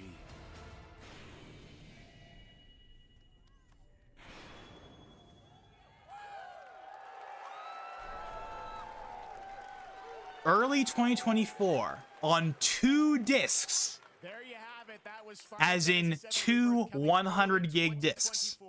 To PlayStation 5. Nomura-san, thank you so much.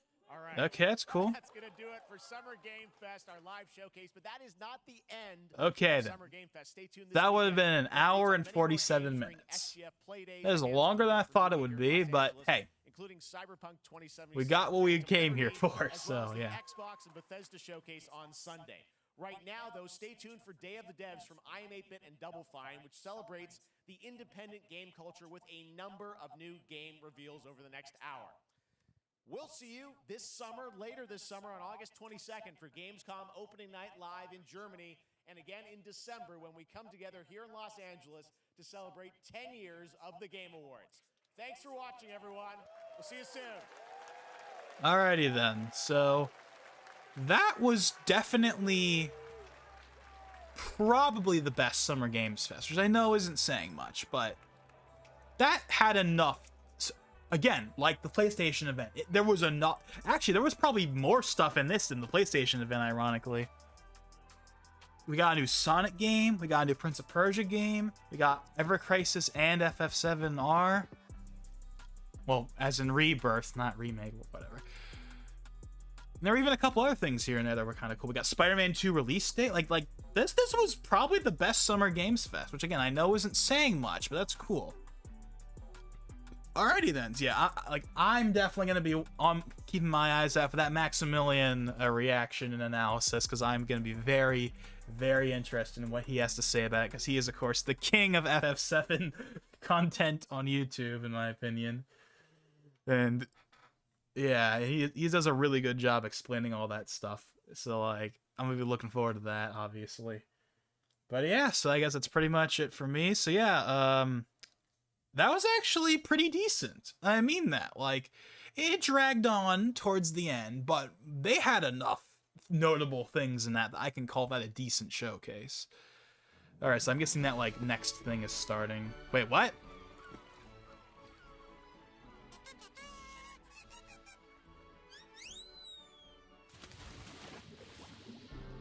Hold on. I was gonna leave. But hold on, this is Cuphead related. This might actually be something.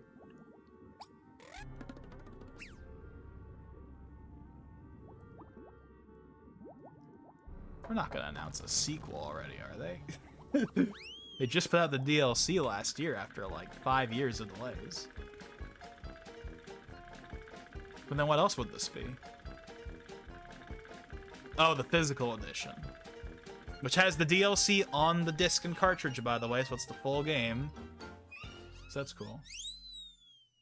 Okay, I was like, I think I announced a sequel already. Okay, so let's go ahead and... So yeah, that's gonna be that. So...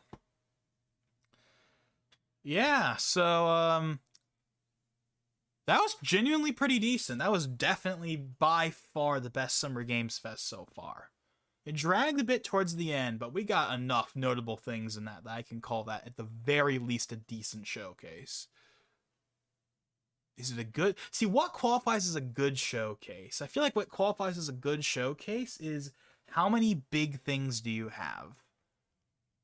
I don't know if it had enough for me to call it definitively good, but it's definitely closer to being good than it would be otherwise. How about that? Like, that was pretty decent. Like a solid 7.5 out of 10, 7.5 out of 10. I don't know. That was solid, honestly. Dragged towards the end, but there was enough stuff there that that was definitely the best Summer Games Fest we've had so far, at the very least. So yeah, so that's pretty much all I gotta really say, I guess. So yeah, so anyone watching this after the fact, by all means, leave your thoughts down below what you thought of this year's Summer Games Fest. I think this is definitely the best year so far, which I know is not a high bar, but But like, come on, new Sonic game, Spider-Man 2 release date, Ever Crisis and FF7 remake, Rebirth, Prince of Persia new game. Like there were a couple other things here and there that were kind of cool. Like that's pretty decent. Like when Jeff Keighley said they had big things to show, he wasn't lying. He wasn't, puffing smoke like a lot of people tend to think he does when he says we got big announcements, and then we don't really get that much. But like we actually got some genuinely big things, genuinely. So props to Jeff for actually kind of delivering this time around with Summer Games Fest. Hopefully this continues to be, more of a good thing, especially again as E3 has kind of fallen to the wayside. So that's cool and all. So yeah, by all means, leave your thoughts down below to anyone watching this after the fact. And thank you, Antonio, for being here as well. And to anyone else that may be watching this live that just hasn't said anything in the chat, thank you for watching as well.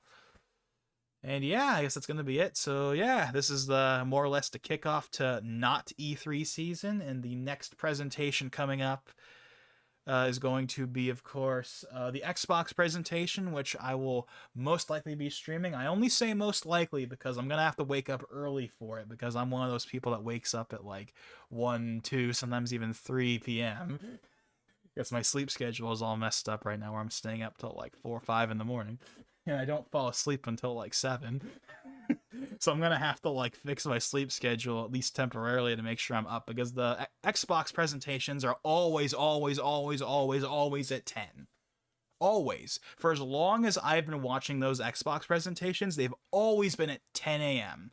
Always 10 a.m. Same for Nintendo. Nintendo's E3 presentations have always been 9 a.m. We're not having one this year, but if there was one, you bet your ass it'd be at 9 a.m. They're always at 9 a.m. But so I'm gonna have to wake up at like probably 9, so I have enough time to like eat and stuff like that. I'm not gonna literally wake up like 15 minutes before. That'd be stupid. But anyways, so be on the lookout for that. Again, I will probably be doing an Xbox like predictions discussion. Don't hold me to that. I might decide not to at the last second, but I'd like to get one out.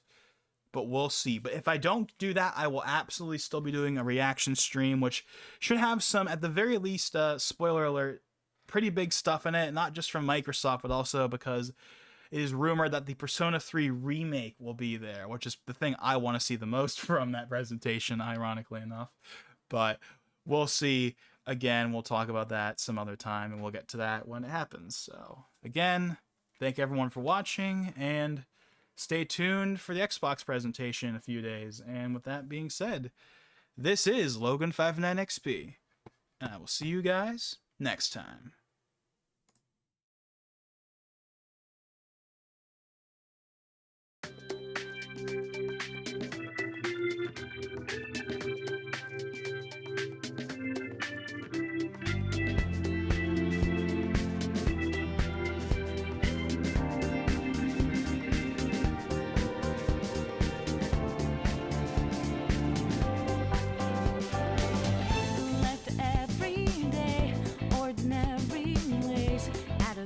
Don't leave them here. Let us hide friendless at a kind of live. Got our eyes are still in doubt and fear. And sometimes got our eyes on someone special.